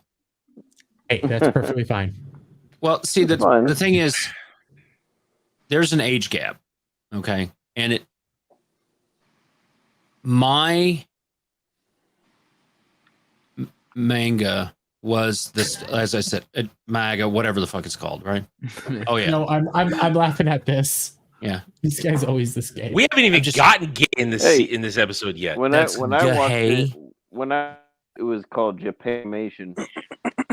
Right. I mean, this stuff was things that they were doing as supplements on Saturday morning cartoons, right? So I was still Hanna-Barbera, and you want to talk about they never had women that were superheroes. They had Electro Woman and Dyna Girl. They had Wonder Woman. They had all these things in Saturday morning cartoons. There was a lot of strong female characters, the Tomorrow People, things like that. And that's when this stuff would come over. So Star Blazers or Battleship Yamato. And then I kind of had to go to work. And this stuff was happening, and I wasn't awake to watch it. So I missed a lot of this stuff. Cowboy Bebop was one of the first got to see that. My favorite anime from Japan is Psycho Pass. I really love that. In fact, they had a film they released. I'm at a training class. Comics text me because we're huge on this series. And he's like, they got a movie they're releasing for a week in theaters. I found a theater in Podunk Place where I was for this training class, was able to go and watch it. And I paid for Crunchyroll and some other stuff to go and see this. It's more of a psychological thriller, right? Yeah. It's all about story. So the medium that it's delivered in doesn't really matter to me. The story is what does. And I don't have the time to go back and watch all of these things. Right? One Punch. My kids talk about One Punch and some other stuff and all these things all the time. And I'm like, I can't get into them. And they try and tell me stuff and going from there. So as long as they adapt this well to the screen and it's you guys can enjoy it, who love this series can enjoy it, watch it, I'm good with it. If they're throwing in the misandry and hating on men and all of that kind of crap, making men stupid and overpowered female characters that can do no wrong, fuck that. I don't want to see that. Well, we would be the first to let you know if that happened. We would be the first one. So, I mean, I've been listening to this and I'm like, well, you know what? I might go and take a chance on that. So I would say Tox, because you don't have a connection to like the anime, you would probably like the live action. You outright would. See, and that is a good point, because there have been multiple things that I've seen that I haven't had a connection to that I enjoyed, that others in the fellowship are not. So, and that's why I changed my attitude when I saw it and people were talking to me about it. I said, okay, this is opening up avenues, because it's what Oda Sensei always wanted. He wanted to bridge the audience gap for people who aren't into the anime or into the manga, and that's what it's done. He's been trying to do this for over a decade, and he finally did it. And all it's done is create goodwill for the show. So that's why I quickly amended what I said, and I said I was wrong with my initial take before it came out. That it's done it's done nothing but spread the good word of One Piece, and I'm happy for that. That there are people in the fellowship who are actively now going from the live action into the anime and the manga, and I can't wait to hear what they have to say, and maybe look forward to one day talking to them about it in a stream or something like that. Right. That's going to be fun. And so that's what I hope happens out of it. The one key thread that I found in these is that you have a creator that still has creative control. Right? So when I was talking about Good Omens, and I thought it wasn't exactly what was in the books, but they weren't going to do a show. They weren't going to do a movie. Movies need to be 90 minutes long. You don't need, or else they need to be, as they did with Good Omens, a 6-part series, if you're going to tell that story. And Neil Gaiman was involved in putting all that stuff together, right? Because Terry Pratchett's dead. So he kept it and only made changes where it made sense for what was going on in what you could practically do in a television series. The second set was the second season was good. It wasn't as good as the first one, but it was still good. And that's because the original creator was involved. Whenever I've had that, I've seen that, the Tolkien movies. Wasn't the original creator, but it was someone who was just as protective. Yes. Right? Tom Shippey. This stuff that came out with Rings of Power. Where the fuck did all these weird-ass Tolkien scholars come from that don't know jack shit? All of a sudden, they're guessing where this was and all that other crap. Bunch of jackasses. They weren't Tolkien scholars. They were dumbasses that just said that they were, and they claimed that they were. They were so paid that shills. The term you want is grifters. Grifters. True grifters. Grifters. Yeah, they were paid to do that. Shills, grifters, whatever you want to call them. I mean, you just have to look at the stock prices of Disney and some of these other companies to realize what they've done. I mean, sorry. The one thing you don't want to say in chat is in a live stream is you don't want to disparage your chat or the people that give you money. No, that's right. It's pretty much the lesson of life. So I mean, when you're Disney and shitting on everybody, what did you expect was going to happen? Great point. I mean, last night on my channel, I said this. Imagine if Amazon had taken the care for Rings of Power. Imagine if they had taken the care for Wheel of Time and not gone the route they've gone. Those two shows would be the biggest fucking shows on television right now, and they'd be making bank. If they did done Wheel of Time right, if they would have right, it would be Game of Thrones. It would level. be better. It would be better because of just the detail in the world. So if they had done that right, and if they had done a respective version of the Second Age for Tolkien without what they've done, imagine it would be putting House of Dragon to shame right now on Max. Those two shows. It'd be the biggest thing. And they would have everybody talking, and all we would be doing is talking about how great it is, not ripping it apart and suffering waves of stands going, you evil toxic. Okay. The House of the Dragon series. They came out early with the actors and who they were, and it was like they race swapped. How's that going to work? And they explained it, and it made sense. Okay, it made sense, and the guy who acted, the actor that was cast to do that, was phenomenal. Right? It didn't matter. So it's not like we're sitting there being bigots and all this other stuff. It just give me a good story. If you're just doing this, I'm not dumb. I get it. You're just doing this to do this. Fuck you. I'm off. But they did it, and the changes made sense. They explained it away. Okay, I'm good. Gary had come out and said, "Oh, this is I can't." And then when he saw, he says, "You know what? I understand it. Okay, cool." Yeah. They treated it right. That's all they had to do. You don't have to have this in Good Omens, the second season. I got done watching it a couple of weeks ago. They have these angels, and one of them is in a wheelchair, right? One of them doesn't have an arm. A couple of them are people with Downs, all right? And they were just there. They were part of the story. They didn't make a big deal of, oh, wow, look at this. We got an angel in a wheelchair and all that stuff. No, they cast an actress and a couple of actors who were good in the role, expanded the story, and just went on. That, to me, is showing people that are born with birth defects, and I used to do some volunteer work with that they are made in God's image, and the angels that are there, and all that stuff from there. There's a positive message there. They didn't beat me over the head with it. It was there. I could accept it or I could not. They didn't shove it down anybody's throat. They just, this is what it is. Boom. And it was fine.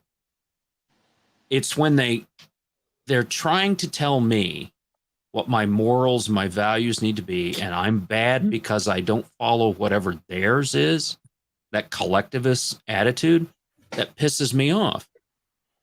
I don't want that. I love all the Godzilla films, right? Godzilla always, one of my favorite posters I have up in my office, it's Godzilla, and it says, "You can't always win." That's Godzilla's job. Right. So I love those monster movies, and they can be shit, but it's just some guy in a rubber suit destroying Tokyo again. I love that. When they had this first Godzilla film come out, the one in New York that everybody hated, it was good. It was Godzilla to me on screen. Godzilla. Yeah, Godzilla. But the one that they did here, the most recent one that started the MonsterVerse, they destroyed Honolulu. I'm like, thank God they've destroyed another city. Right. And then they went and destroyed San Francisco. I was like, yeah, well, yeah. You know what? Nobody cried. Nobody cried with that happening. The thing of value was lost. Nothing. I still have a camera in the bottom of San Francisco Bay, so it slipped off. But Godzilla smashed it. But the Godzilla, so you got all the stuff coming out for Godzilla and the animes that they've been doing and all of that stuff from there. There's just so much you can do with animation from a story wise that you cannot do live action, that there's just some things that it needs to stay there. Yes. And there are certain animes that I 100% you could adapt. And actually, I'm going to suggest an anime to you, Talks. 91 Days is what it's called. 91 Days. Okay. Yeah. It's all about the mob. The mob. This is during. I've been drinking a little bit. Somebody help me when you couldn't sell alcohol or make alcohol. Prohibition. Thank you very much. I was wanting to say suffrage, but it's during Prohibition. It's an entire revenge storyline all about the mob and stuff. And it's a drama that hits just amazingly. And it's actually set kind of in a weird area in America, like Chicago's nearby, but you don't know exactly where you are. Yeah, there was a lot of that. And it's not like your classic animes, like the over the topness of like One Piece. This is an actual drama, kind of like Psychopaths. So it sounds like Steve Buscemi was in something called Boardwalk Empire. Yeah. It was in Atlantic City. Because there were huge mobs in like Buffalo, New York, and Chicago, and Houston, and New Orleans, and all that kind of stuff. Miami, anywhere that was near water that they could run stuff in or cross the border.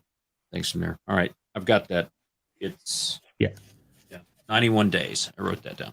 I will preach that anime. That is a fantastic one that hits home in a weird way. Like it does. It becomes a tearjerker towards the end. And the reason why I like anime so much is because they'll do storylines like this and they won't preach to you at all. They'll just give you a story. You can accept it or not, and they're willing to take risks on wild and crazy ideas. And this is just a simple story that they do perfectly. And that's good. I mean, and it comes down to the story, the writers, right? And how they put that together. The animation could be a little different, it doesn't, like you got the cyberpunk type animation, you got the cartoon type animation, you got the Japanimation and all that stuff from there. But if the story's good, that's what people latch on to. And that's what people get pissed off about when the story is mashed. That's the problem with what they've done with Rings of Power. Rings of Power and Wheel of Time. Within the first 5 minutes, they were off the rails. I said, "There's no way this could happen." And like, okay, and they gave it to some activist who said, and he told everybody what he was going to do.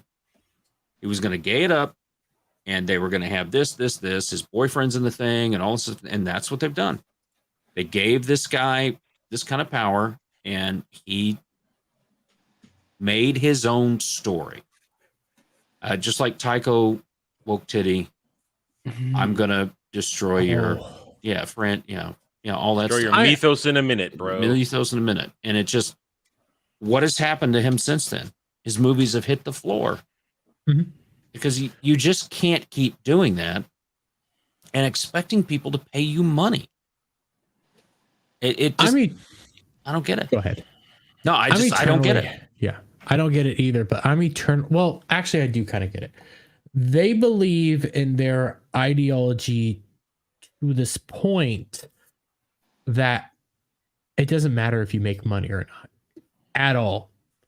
And I think Cowboy Bebop is a good example of this, at least at the beginning. Now they're kind of backing up because apparently they did One Piece and they've learned from their mistake. But they believe their ideology is so pure that this is the way to go. It's a religion to them that if you deviate from it at all, you are a monstrous human being. So they can't deviate from it, and they have to go full forward with it because they believe at some point it will pan out for them, even though it never will. Well, it's that quest for the modern audience, as some people will call it, that doesn't even exist. It depends on who you're dealing with. Sometimes you know who you're dealing with. You're dealing with a true believer who has you can see the whites in their eyes when they talk, and you know they're crazy. Or you're dealing with a thug who's just trying to do a power grab and control something and increase their own power base. Yeah. And in Hollywood, it's a combination of both. Right. And like you said, you said the right thing they're doing. It's a religion. It's replaced all other things in their life for a lot of them. It's their religion. And there are certain dogmas you have to follow. There are certain scriptures you must read and be a part of. And if you break from it, then you are the heathen. You are the apostate. You must be cast out. You must be destroyed, because God forbid that anybody else start listening to what you have to say, and then rebellion occurs. And that's why they hate us, because we don't listen to what they say. I didn't get to like the main two topics of tonight, at least, but what a surprise. But no, I liked where our conversation has gone, but when you said that, it did at least get me to like one of the two topics of I am a bigot because of the Hatsune Miku thing. That's why Kizzy, or whatever the fuck their name was here earlier. You were the gayest motherfucker I know. I know. I'm also in a relationship with somebody right now who happens to be biologically male. I'll just say that much. But okay, I'll just admit it. I am. You and Cloud can come out. Jesus Christ. I'll come out, but the Cloud ain't my type. Sorry, honey. You're not hairy enough. That's true. That's a problem. He has too much hair. That's the problem. But I simply said that, and I was actually taking this more from the Pokemon side, because in Pokemon, they believe fairy types are this queer thing, that they're all transgender because they're more feminine looking. They use certain color palettes that are more, I think pastel is the correct term. They kind of use it in Gundam Witch of Mercury, kind of like that, the way the colors transition and stuff. I can't think of the Still so term. annoyed by that show. I still need to finish it, but I just use that because that's where I could think of it. they use more feminine colors and stuff. So this Vocaloid character decided to do a combination with Pokemon. And the moment the fairy type came out, they said that the character was trans. And I outright said no. Made a video because I had nothing else to talk about. So I did this from the Pokemon aspect. And I said, no, just because the Pokemon is a fairy type doesn't mean anything. It just means it's a little bit more feminine, but there's no gender or anything associated to it. And Not go only ahead, that, like people have been saying, if they want to use that bullshit excuse that, oh, it has the same color palette, so it means the same. Well, then things that have the Nazi color palette, oh, Nazis, it's like fucking, it's so stupid. But that is their argument, because Hatsune Miku has naturally pale skin, and in the fairy colors, she has blue and pink colors, equals she's trans, and it's canon. Well, that's the problem. These pieces of shit have stolen so many things that culturally either are, what's a good word? Not offensive or have neutral meaning and mean absolutely nothing, but they've appropriated all this shit and made a part of theirs. So as soon as somebody just randomly uses a color or a thing, they'll rush say, oh, it's a trans thing now. It represents us. Saying, what, motherfucker, it has nothing to do with you. I chose the color light blue because it looked pretty on this background, not because it's fucking trans. Here, this is the outfit for the character. I see a lolly chick. That's all I see. I see a Gairu, but that's deep Japanese. She doesn't have tan skin. She's not. No, they have to have tan skin to be a Gyaru, man. I can kind of see both, but ultimately, because of the colors, they said she's that is quite literally what they say is, oh my god, she's trans now, canon. Their argument for her always being trans as well is essentially the creator, not just the color scheme.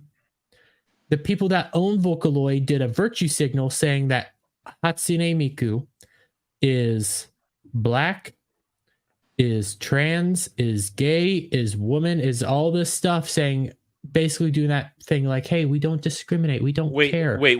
Is this the company, the mothership out of Japan, or is this the U.S. localization? I was just reading the comments, and it's probably the U.S. localization. Then U.S. localization can go suck a big fat dick. Because the only thing that matters is what the mothership says. And I'm pretty sure over in Japan they don't really give a shit. They make pretty colors so the girls will buy merch and the otakus will buy merch. That's why they do it in Japan. Mm-hmm. That's the sole reason. But because I spoke out against the trans ideology and stuff, I am a bigot.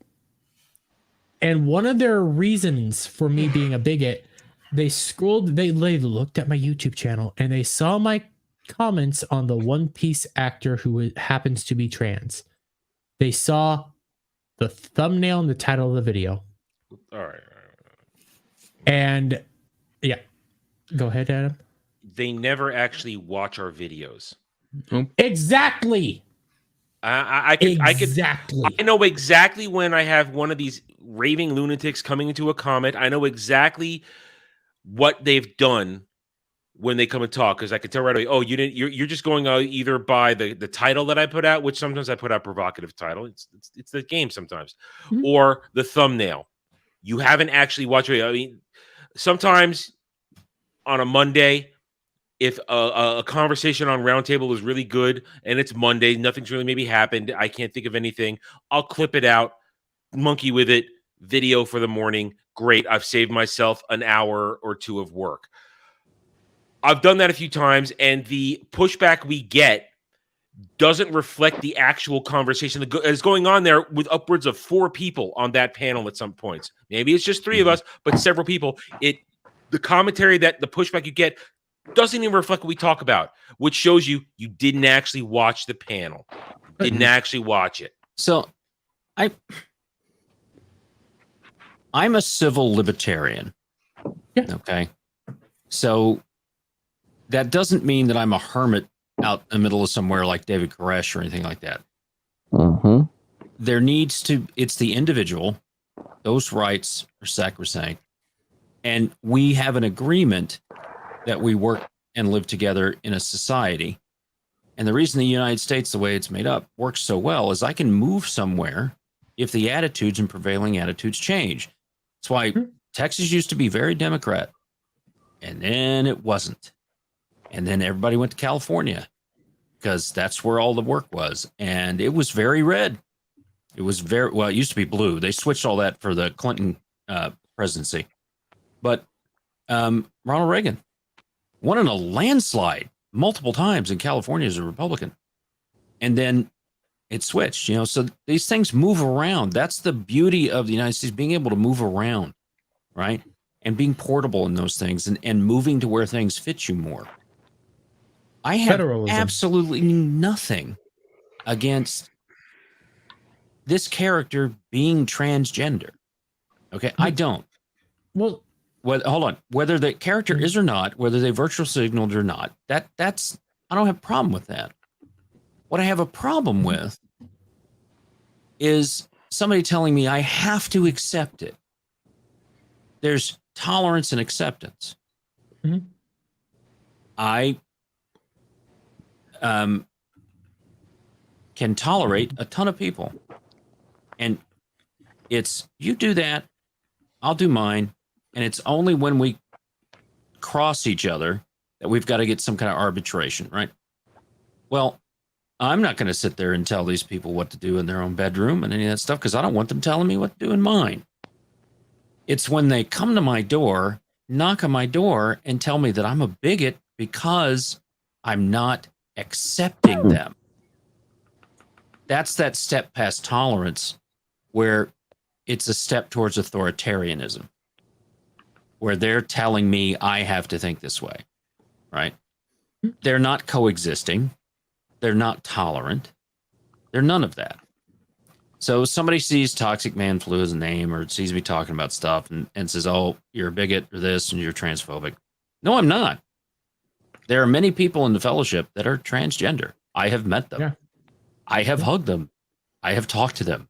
We have had lunch and stuff. The attitude that we share is the let me be me, right? And you be you. And it's only when we need to come together to have, like, I don't know, clean water that we need to talk about that. That's just basic stuff. Whether you're trans or you're gay or you're dermy, whatever the fuck he is. We all need clean drinking water. Yeah. Right? We all need safe food. And there's certain things that we can come together and say on.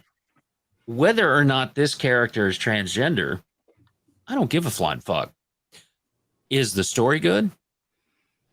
So, I watched the first episode of One Piece. I had no idea that the character's transgender. It didn't The matter. character isn't. It's the actor. The character isn't. The actor. I had the so actor not is. the character, but the actor. I had no idea. Didn't matter. And The actor nobody do a good cared. job or not? Rock Hudson was one of the best leading men in the United States in movies for a long time.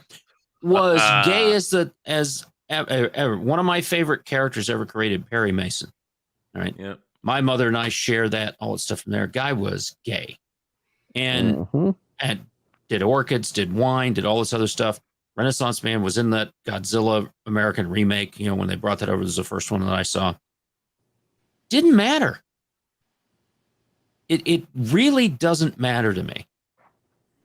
And he wasn't out there with it. And I've known people that were, and Pride Parade's what they're out there for, is that, there's things we want to, okay. Marriage, whatever your thing is on that. I'm not a big fan of marriage as an institution, but I can agree. So, I mean, why do I need a license for that kind of shit? Licensing is a form of slavery. In my mind. You shouldn't need a license for anything. Right. So let the market decide that. But it didn't matter. I still watch Perry Mason all the time. I even watched the new one, which was a very gritty turn of the century, 1940s drama. Was not like the original TV show at all. But I enjoyed them. I enjoyed the Rock Hudson movies that I saw. It didn't matter. It only mattered. My kids had no idea about race being an issue until they were taught it in school. Same. They had friends, all different colors. When I lived with the kids and stuff in New Jersey, they had friends of all colors, all religions. I had no idea what a bat mitzvah was. Now I do. And we went to one. And the youngest daughter had friends that were from the Middle East and from Asia. And they were always over at the house. It didn't matter. They were kids. You know, they had likes, they had dislikes. Everybody liked Oreos, apparently. And they had a good time. We played with them and talked to their parents, all stuff. What did we talk about? Raising their kids and going to school. Da, da, da, da, da. It's when she came back and she said, no, Sharif, I'm supposed to not like him because he's brown. Like, where the fuck did you hear that? And it was from a teacher. I went up to the principal. Why are you saying that? She's not getting that from me. I taught her that people are the same. Equal is equal, baby. Everybody has the same opportunity. People may have more difficulty than others, but everybody should have the same opportunity. And you don't look down on somebody else. That's what I taught my kids. If you do that, right, these people, they're not right in the head that come out and do this kind of stuff. They're not. I feel for them. They need help. They need to talk to somebody. They're confused or they're not confused, but they need some kind of love from somebody, right? And that's what I think that we as a fellowship can do is embrace others in tolerance. I don't have to accept what you're doing, right? But I am fully into your ability to do it. No, except for Jeremy. Well, yeah, I mean, don't never accept me. That's perfectly fine. But when it came to this video and them using it as proof that I'm transphobic, I was defending the actor or actress or whatever you want to call her. Right. I don't really give a shit. I was outright like fighting with Bounding in a comics because I didn't care that this person was trans. They didn't put it in the show. They didn't even make it a big deal. And to come out and say that this proves that I'm transphobic, it's like this proves you didn't watch the video. My partner, and I'm very I really do enjoy my partner. They are a wonderful human being. They identify as they them. I'll just admit it. I don't care. It doesn't bother me. And also, turns out when you actually find a decent person, they don't really give a shit either. And they're sometimes going to go out and make some of the most homophobic jokes, even though they might be gay. Because in other parts of the world, they don't see this the same way. They actually don't understand this.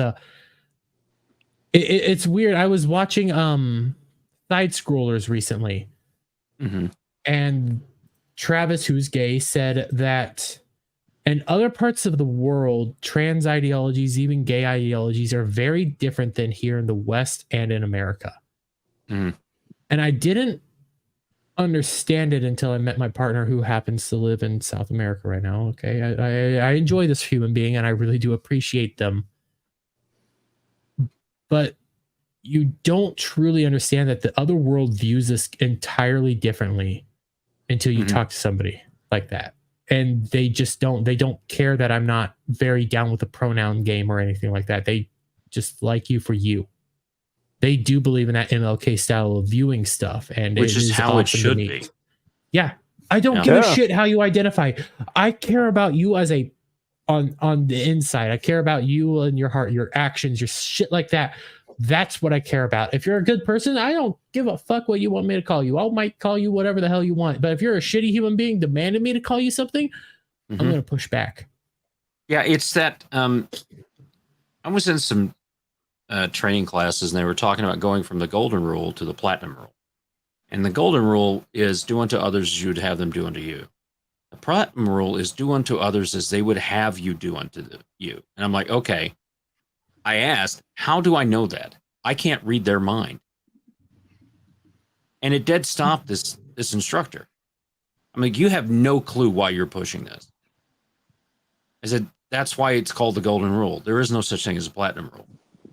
So if somebody has whatever their pronouns, whatever they want to be called, okay, tell me. Don't expect me to guess. Right. And that gets in that individualist collectivist thing. A collectivist thinks that we should all have one hive mind. There's a guy out there, liberal hive mind, that's really good. Like his channel. And that's the problem, is the hive mind approach to that. The individualist approach to that is, if I want to say, I want you guys to call me, my pronouns are shit. All right. Then I need to tell you. If I want to be called they, if I want to suddenly be called Sarah, I need to tell you. Right? Somebody came into the office. This was 20 years ago now. Came into the office and they were a woman. I'm like, okay. So I went up. I said, look, obviously you have made a change. I want to respect that. What would you like me to call you? What would you like to, and all that stuff from there. And we had a conversation about it. And the whole team came over and we had a conversation about it. And what even stuff from there. Right. Nobody gave a shit that this person did that. Right. And okay. And they told us, and that's what I called him. And if he wanted to be called her, okay. Because they were respectful of they were also, so this person, I'm trying not to use names. This person was respectful of anyone who didn't agree with them and their choice. That's tolerant. Right. That's the key. Right. So that's that mutual respect. That's the golden rule. And that's why this whole platinum rule thing that's been in HR and stuff for 2 decades now has led to this DE&I stuff that we're seeing. And you know, it produces crap content. I think there are studios that are getting better. Netflix has learned. They lost a ton on Bebop. A ton. They got slapped around. Disney's getting slapped around with Zegler, who's just stopped hiring stupid ditzes that are going to Disney won't learn. Yeah. They won't learn. Well, Disney thinks they don't have to because they've got park money. That Universal's kicking their ass. Universal's about to drop something in Orlando that's going to just destroy Disney's business. Well, they've lost a lot of that park money. I mean, they're having to sell off their properties and then lease them back. Who would have ever thought, when we were kids, that would happen? Galactic Star Cruiser, $1 billion boondoggle. Yeah, but Netflix lost a lot of money off season 3 of The Witcher. Oh, that was just dumb. You can't discount that. That was just as someone who liked those books. Yeah, and you've got Henry Cavill, who likes the books. Let him make you money. He's a fan. Yeah, it's like I'm afraid of Warhammer, not because of him being involved, and it's the other dicks that might be paying for it. I don't know who those people are.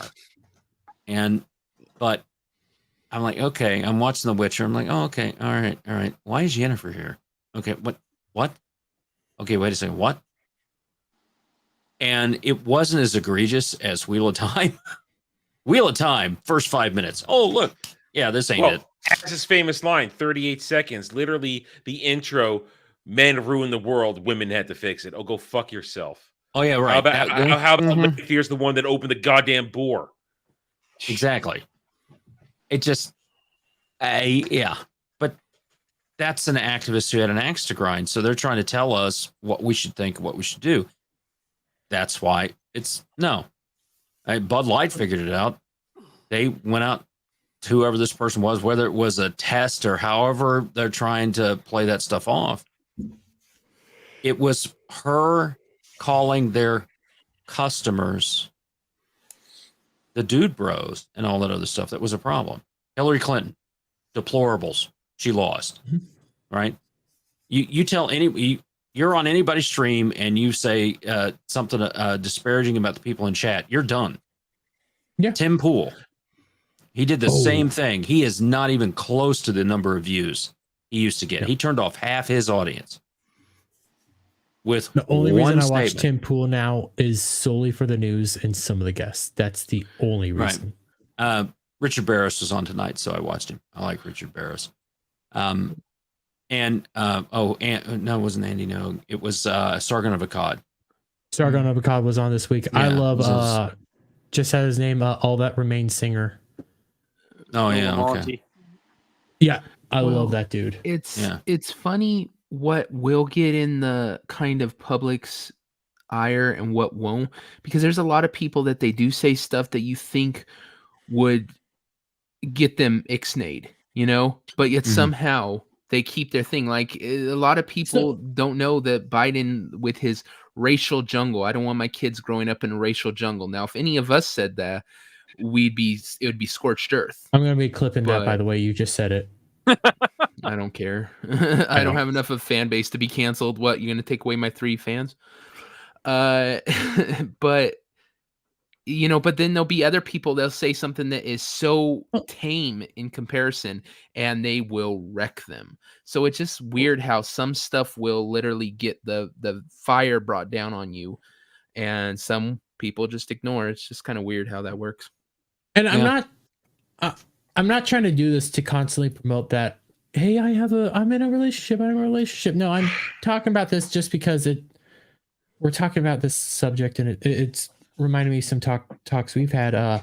He also doesn't want to lose his job at the truck stop because, That's true. That's very true. But they said that they didn't understand why people were pissed off with like the Little Mermaid.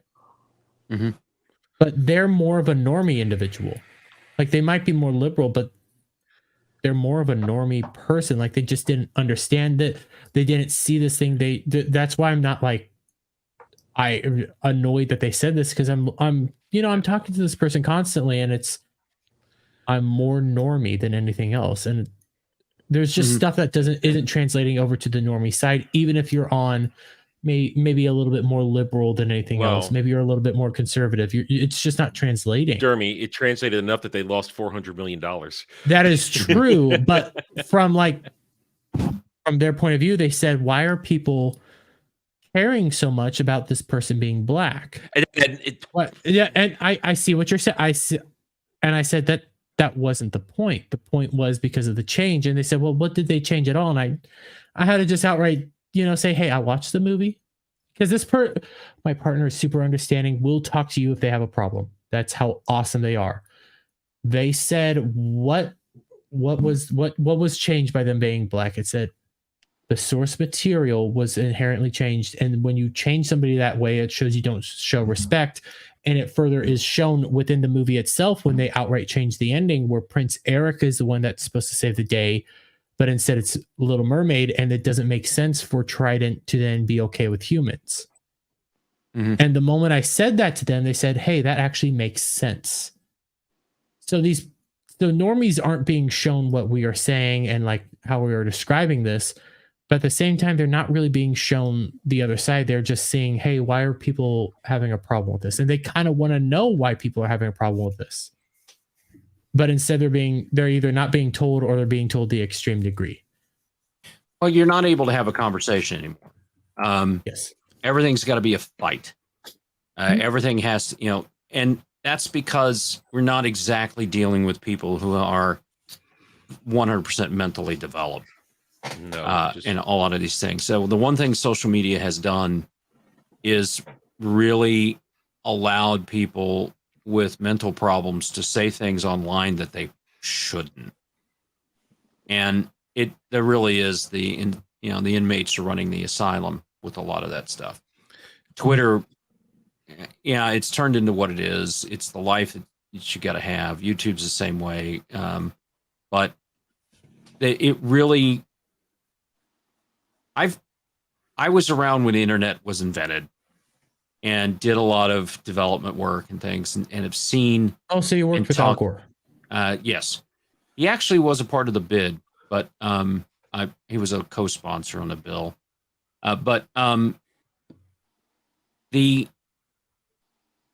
We never thought back then that anyone would try and hack things. Right? It was never a thought. that, when you're in the academic world and you're doing those kind of things, you never think of the negative side of it. I never, why do we need to have a secure socket layer with encryption and all that kind of stuff and things from there? That eventually came from the government. The encryption part of it, that was a different area that they were working on.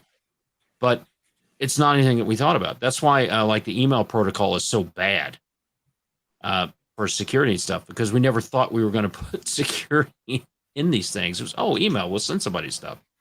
Because it was just colleges, and you weren't thinking about nefarious characters happening from there. And when social media came out, same thing.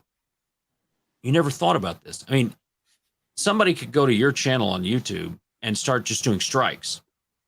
Yeah. This is my content. This is all that stuff. You know what happened? The bot's going to allow it to the point that your channel's going to get erased. And they really do erase it. And you lose everything. There's no way for them to bring that back. And it's because it's all bots. Because they weren't thinking that anybody would ever do that. Or you get shadow banned like I think I am right now. Like all my videos. Oh, yeah. Are There's all limited. kinds of stuff that. So if you've got a warning on your channel or a strike, you need to wait and get the strike off. But then you need to take the courses to get the warning off. You can't have any content claims. You've got to get those off. You've got to cut those out. A lot of people don't like to cut those out because they say, well, I lose the chat. Well, you know what? You're not getting any money off the damn video anyway. Cut it. Well, so I'm starting to, I fully believe that I'm shadow banned right now because I believe I'm shadow banned. Well, like I have proof now, and I watched it today yet again happen. Yesterday, he was in the chat earlier. Dre, I don't know if you're still around. By the way, howdy, Melee K. Before we switch over to Rumble, I'm going to bring up the Melee Games thing. Oh, this thing's still going on? Jesus, fuck. Mm-hmm. Yeah, we're going to end the YouTube side soon. But when last night, In the Tiny Chair is super, honestly, not ball busters. Like it is something completely different. It is actually tolerable to the human eye. I would say it is at worst maybe Disney Marvel PG-13, like borderline PG-13, sometimes hard PG-13. But that's how I'm actually like off judging it. Last week with Culture Casino, a very wholesome discussion with Culture Casino that got limited. Yep. Then yesterday with Dre, I watched all day. It was green, green, green, green. Randomly in the middle of the day, it goes yellow. I don't know why. We get the worst thing I said last night was, hey, comes good for moisturizer. And I said that at the end of the video. But it randomly goes yellow in the middle of the day. I can upload a video. It will pass all the processes and be green. I go to bed, wake up the next morning, yellow. Yeah, see, I don't have, that's not the type of shadow ban I have right now. I mean, yeah, my streams, like, I guess 1 or 2 out of 3 in the week will get limited, but I click the check it manually and it usually goes green within 24 hours. But what I'm getting with the shadow ban from my end is that I'm not coming up in searches. And people have said, you're not coming up in searches. I'm not finding you. I forgot about you. I tried to find you again. That's my version of the shadow ban right now, which explains probably the past year of really minimal growth. Yeah, I don't know if I've been shadow banned, but my videos are. Well, I do know YouTube's doing some fuckery. Yeah, my videos are coming up with about half the views they were getting about a month ago. So I don't know. That's all around. So we're seeing that, but that's to be expected. They've got somebody from India that's in charge, and they have a caste system over there, and that's how it's going to be. Yeah, but what about the mental health of us small creators, huh? They don't care about us. They don't one care. of the things that I didn't think was correct was when people in the fellowship last year were saying, yeah, I know they're doing this, but I'm going to stick on YouTube. You got to be here. You have to be there. You have to be a present. But you also have to drive the platforms that are sticking up for you, right? Rumble, the more people that were over there, the more, even with locals and hooking all that stuff together, the more people that were over there pushing that, the big creators, the better those platforms are going to be. Because what's going to put YouTube in line is when they start losing money. And that's why they go after Russell Brand, because it's a way to demonetize and take money away from Rumble. Right. Then they're going after Bongino and some others. All right. That's because Rumble's hurting them. Mhm. But that's what we have to do. BitChute needed $50,000 to put in to hire a developer to fix all the stuff that everybody complained about BitChute for. And he couldn't get it. Right. Eric July can raise $3 million on ISIM. We can raise $50,000 for BitChute to be able to be, and this was 3 years ago, to be able to be the alternative platform that we needed. Right. So how many people are actually willing to do what it takes, willing to sacrifice, or willing to go past the inconvenience of things to get stuff done? Right. The same people, exercising and being in shape. Pretty easy. Go outside, take a walk. How many people have trouble doing that? I know I do. But, and so that's why am I still in Illinois? Why am I fighting against these laws? Because they're unconstitutional and because somebody needs to. Right. And until I'm at the point where we can move out of the state to somewhere else that better fits our values. But there's only so far you can go, right? Yeah. Only so far you can go. My only thing about Rumble is that I've been uploading to Rumble for 3 years, same content, exact same stuff I put up on YouTube, and my growth is non-existent. That's because Rumble doesn't have an algorithm. Yeah. It does not promote your videos that you go up there. If you want to make money on Rumble, you got to live stream. If you want to have videos that get seen, Odyssey has an algorithm that pushes that stuff. But half my videos don't get uploaded to Odyssey. They cut them, and some things get cut off because of that weird. As far yeah, but is that because your videos are being pushed from YouTube to Odyssey? Yeah. All right, you need to stop doing that. You need to upload your videos to Odyssey. As far as Rumble is concerned, I've heard, and I've talked to Fat Steven Seagal. He said that live streaming to Rumble works great as far as getting people to watch. Mm-hmm. So I don't know if that makes a difference, but live streaming directly to Rumble. Yeah, it does. I mean, that's what I was saying. Yeah. Because Rumble is more of a live-based channel right now. That's how their system's set up. Brahma talked about it a while back. I don't know quite what's going on with Rumble. Sometimes I think they're a little sketchy, but what I will say is I am on Rumble right now, guys. I do have a link. All links are in the description down below.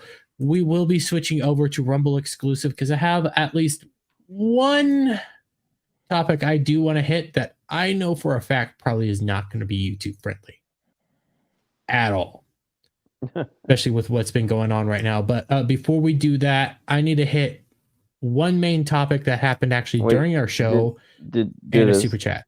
Did CJP need to go? Yeah. By the way, CJP, you need a dip, buddy? Yeah, I've got to work in the morning, so well, that just sounds like a you issue, not a me issue. Yeah, it's definitely, but you still got to go. I still got to go. I know. I love you, buddy. But you can find me on YouTube and Rumble at Forgotten One Music. I'm getting ever closer to the monetization on YouTube if they don't eat my channel. But I do music podcasts, so usually those, and I'm not playing music that's copyrighted yet, so I haven't been hit with that part of it. So hopefully that'll keep me from getting eaten. One day you'll be able to copyright yourself. I already do. I'm a member of BMI, so I have my own. Well, I'm more meant it as a joke that you could. Never mind. Jeremy, just drink, bitch. You have a high. We'll get to that. But I did a production stream this last week that was fun. Once I figured out how to get the fucking sound to work through Streamlabs, I think I have to switch because of that. Did you have on what's her name, Divinity? No, I haven't had her on yet. Okay, but I'm working on that. I'm trying to get the Game Musician back on because we missed the week before that. I get him on, and then I'm working on some other guests to try to get on the show. So, if you know anybody in the music space that isn't on the indie side and wants to get some promotion in a different space, I'd love to talk to him because that's really the whole reason I started the show. Well, maybe we can get Adam to get you Tom McDonald. Yeah, that would be fucking awesome. Because then I would actually see my views get jumped up quite high on that one. Put somebody in the chat for you, CJ. Somebody's in the chat for CJ trying to look. No. I put it in the private chat. Somebody. Oh, in private chat. Sorry, I have the super chat thing pulled up real quick because I do have one super chat I need to hit too. But this is the dream though. We get CJ connected to Tom McDonald. They make a video together. We get CJ in dreadlocks. Oh my god, I want this now. CJ in dreadlocks. I require this. Dreadlocks, but I could do. No, we got to make this happen. I could do dread back hair. Wow. At least Chest hair. That works. The greatest American hero in Tom McDonald's video. It's little orphan CJP. Wow, clip that shit. Come out tomorrow. It's a fat ass life for me. For us. It's a fat ass life for us. Love you, CJP. Jeremy will come on my back. That's right. God, I know. Don't you forget it. No. Don't you forget it. Toxic. Nobody's back taco stage. CJP, we'll see you, buddy. I'm not sleeping tonight. Good night. Have a good night, CJ. Love you, buddy. Oh man. Literally loving him. In and I out. literally love him. In and out. And this came out in a while ago. Our conversation has just been so good, but I love shit. Now that I'm sobering up, I completely forgot how to say his name right. Aberu is what I want to say it is. Gal's not here. You know what? I'm going to Beru. I'm going to Beru right now because Gal's not here to correct me. But Aberu for $20 says, "Good chat, not fear, much respect." It's Aberu. Pretty sure it's Beru, but okay, I don't have Aberu. Gal here to correct me. You know what? I'm questioning right now. But anyways, here's a shot. Bears. And then I did see Static at least gifted 2 Dermy Wormy Back Taco memberships. So thank you very much, Static. I see Static over in the Rumble side. And before we close out here, Cloud notified me of this, and I do want to hit it because I saw Melee K in the chat, and I love Melee K. I love Melee games, but I don't know what's quite going on here. I don't know the full story. I can tell you there was some Twitter fuckery, so I think Twitter might have just had a fuck up, to be quite honest with you.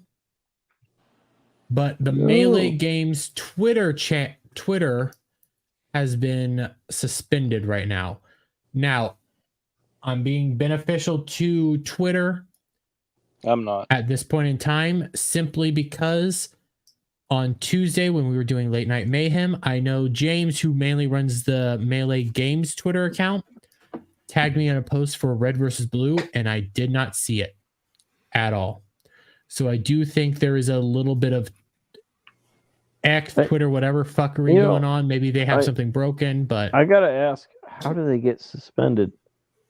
I mean, I do gaming, but I mean, is it you're doing gaming, but you have like controversial stuff that you bring up while you're playing?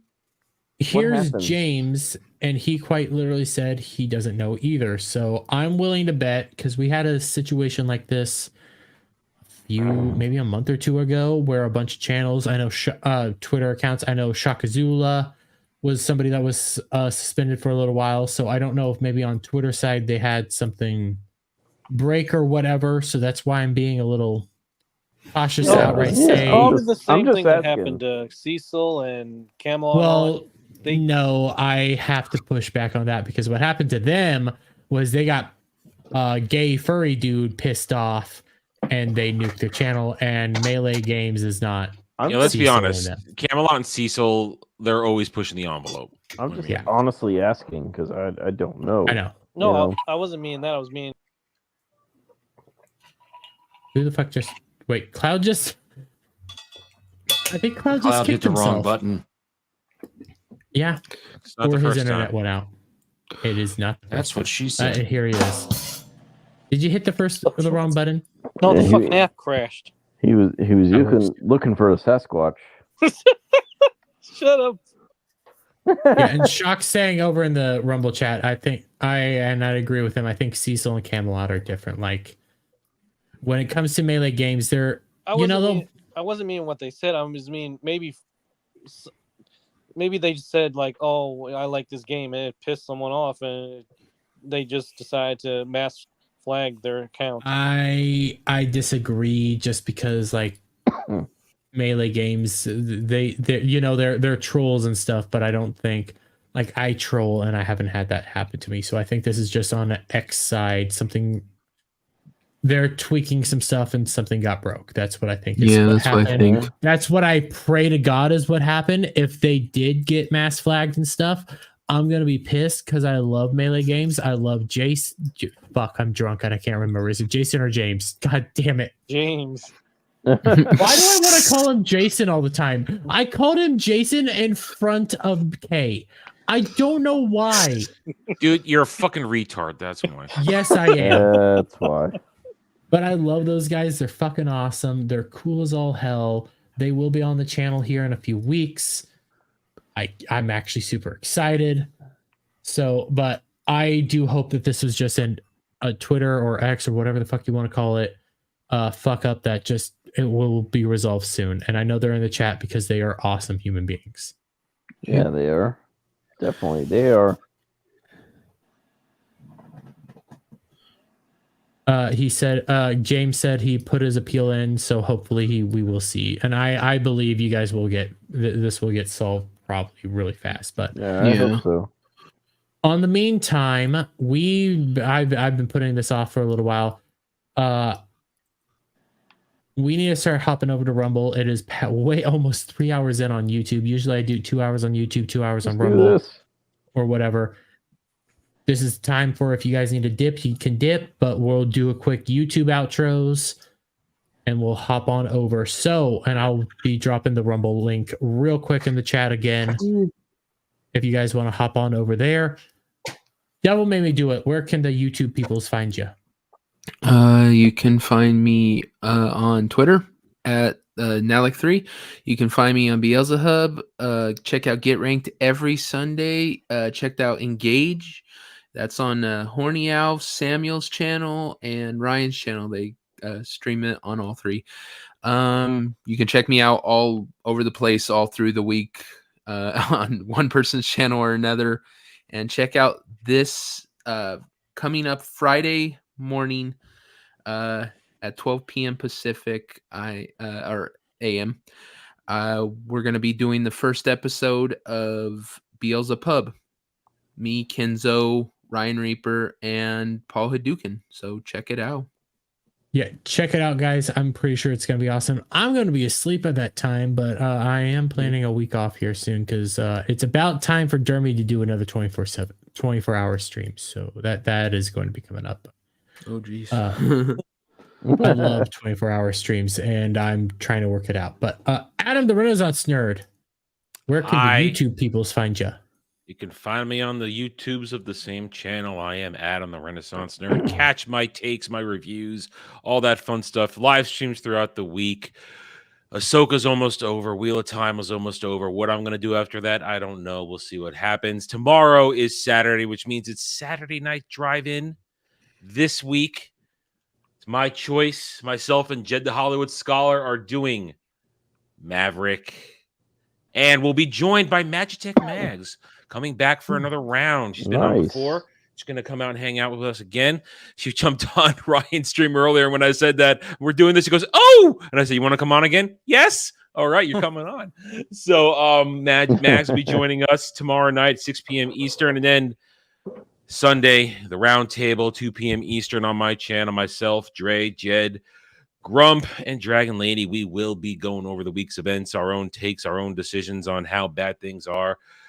And then we'll be back here, 8:45 p.m. Eastern, Mellow Mondays, where we just try to chill, have a good time, and nerd out. So check me out. Help me get out of my shadow ban. Thank you. And fuck you, Dermy. And I if love you anyone too, buddy. and if anyone doesn't know Magitech Mags, she's great. So check her out. She's got her own channel. Yeah, she is a wonderful, lovely human Yeah, being. she's She's like been on. a few away from 500. So Nice. You know, she seems so sweet. Why is not more people need to sub to Magic Tech Mag? She is a sweetheart. Yeah, she's great. she was really drunk when she came on Ryan's channel earlier. And I was like, Well, yeah. She called it extroverted. It was funny. She's a wonderful human being. Hey Adam. By the way, do you have something else? Because oh yeah. Starting next here, I think tomorrow. Yeah, next Tomorrow? month we have some. No, next month. Not tomorrow. October starts tomorrow, right? Or am I wrong? No, it starts on Sunday. Yeah. Retard. Okay. Yeah, I am retarded, but I just couldn't remember. But what starts happening again? We're it's been on hiatus because this fucking retard couldn't get his life straight for 3 months. We are back with Anime Odyssey returns once a month at the end of the month. Myself and this fat idiot here, we talk anime where it actually belongs on that show. My channel. This month we're back. He and I, we are the current actual full-time panel. We're working on building that up, but we with a guest of our good friend Kenzo. We'll be on. We'll be talking Fire Force Season 1. It's good stuff from the creator of Soul Reaper or Soul Eater. Great one. And then I can also announce at least our content for the November show. We are a surprise. We're going to talk One Piece. I know. Whoa, wow. It's not like we don't talk about it enough here. One Piece will we just be talking specifically the Alabasta arc for the anime. We may have some special guests. I'm putting it into the works now. See if I can pull it off within the next 2 months. That's how much I want to try and make it happen. Trying to just get those wheels moving now. Might be a surprise. One will be a mega surprise. One will be a pleasant surprise. But either way, join us, myself and this idiot, in once a month. October 26th, I believe, is when we're coming back. And we're going to have a good time, though. Anime is fun. And it's not just the show. We're going to talk anime news. We're going to talk about the current seasons. We're going to talk about what we think about stuff. We're expanding the show. It's not just about what we're watching. It's about anime in general. And as you guys have probably seen over the past several ball busters, is it's like you eventually need to have sex, okay? You eventually need to bust a nut, and if you don't, you get all pimped up, and you have to release somewhere. Why you gotta make it like that? So you're gonna have sex with Adam, is what you're saying. My show. Yes. I mean, shit, man. Yes, that show's gonna be covered in busty anime girls, but god damn it, why you gotta talk about busting a nut? You fucking degenerate. You fucking degenerate. We're so pimped up. We're talking anime in areas it doesn't belong. What is pimped up? I said pimped up. Pumped up. Pimped up. Pent up is what you're thinking, but that's what I'm saying. Pimped up. Pimped up. You keep saying pimp. It sounds like pimped. It's pent. Pimp. Are you stuffing oil in your muscles? Pimp? No, like pent up. Pent up. Oh, this is what I deal with.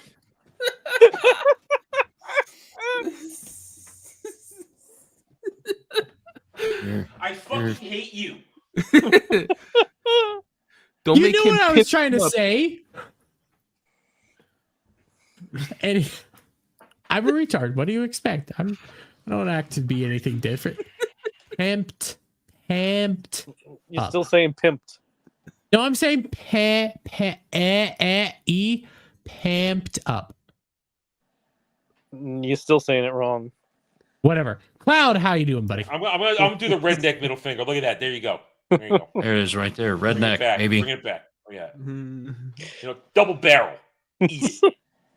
Mm-hmm. I'm all right. If you like memes, you can find me on Twitter making them, as well as complain about stuff like Niantic. What has Niantic done recently that you're pissed off about? Just a quick question. I don't have a cavity. I have a chipped tooth. It was my bonded tooth. It's coming apart. I mean, pretty much the app is falling apart, and they just don't give a shit. They're not even fixing it. And I know we're doing closeouts, but what do you mean by that? Because it's been a while since I played Pokemon Go, like Adventure Sync several years. Adventure Sync still doesn't work. Apparently, people are getting banned for just submitting Pokestops or routes that Niantic didn't like. Just a whole bunch of shit. Oh, and also, in some countries, they're raising the price of the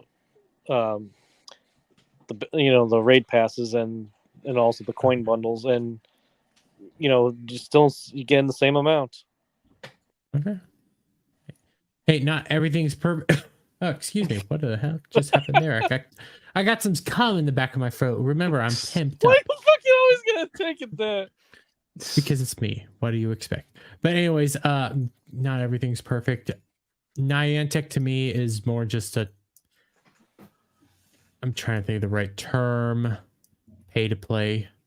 I ended up just using it as a way to track steps as I try to get a legal Melmetal that is not a mystery gift and not made on PK Hex. But yeah. Anyways, Toxic Man flew because Alf decided to leave. You do realize I could Hi, have Alf. traded you one.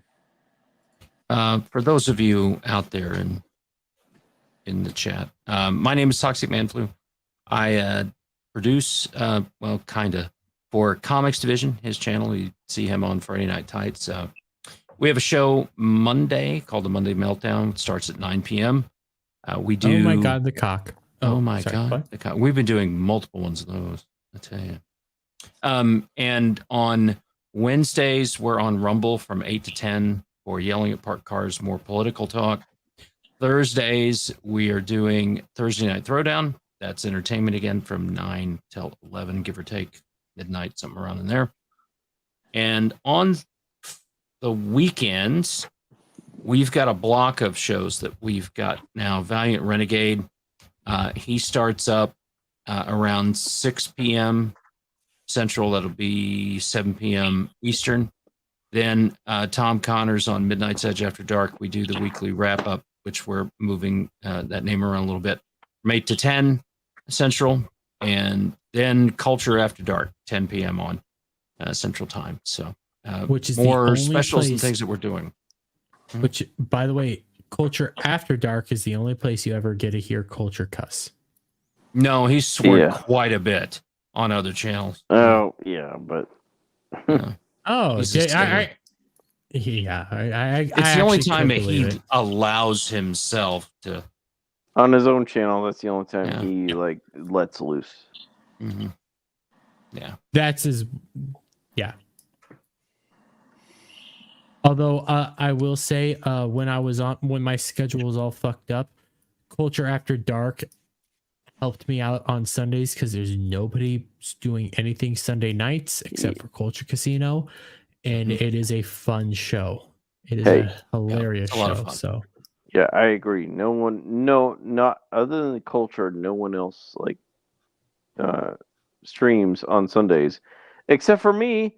I have a game stream at 11 p.m. That's right, Central Standard Time. By the way, Alpha, you dipped. I thought you left and everything like that. Do you have anything you want to pimp? All right, so you got. On Sundays, I got my Star Trek Engage, 3:15 p.m. Central Standard Time. We go through Star Trek in episodes. We're going through the original series right now, episode 9 this weekend. Late night Sundays, do my late night gaming stream. We do Halo. We're doing Halo 3 this weekend.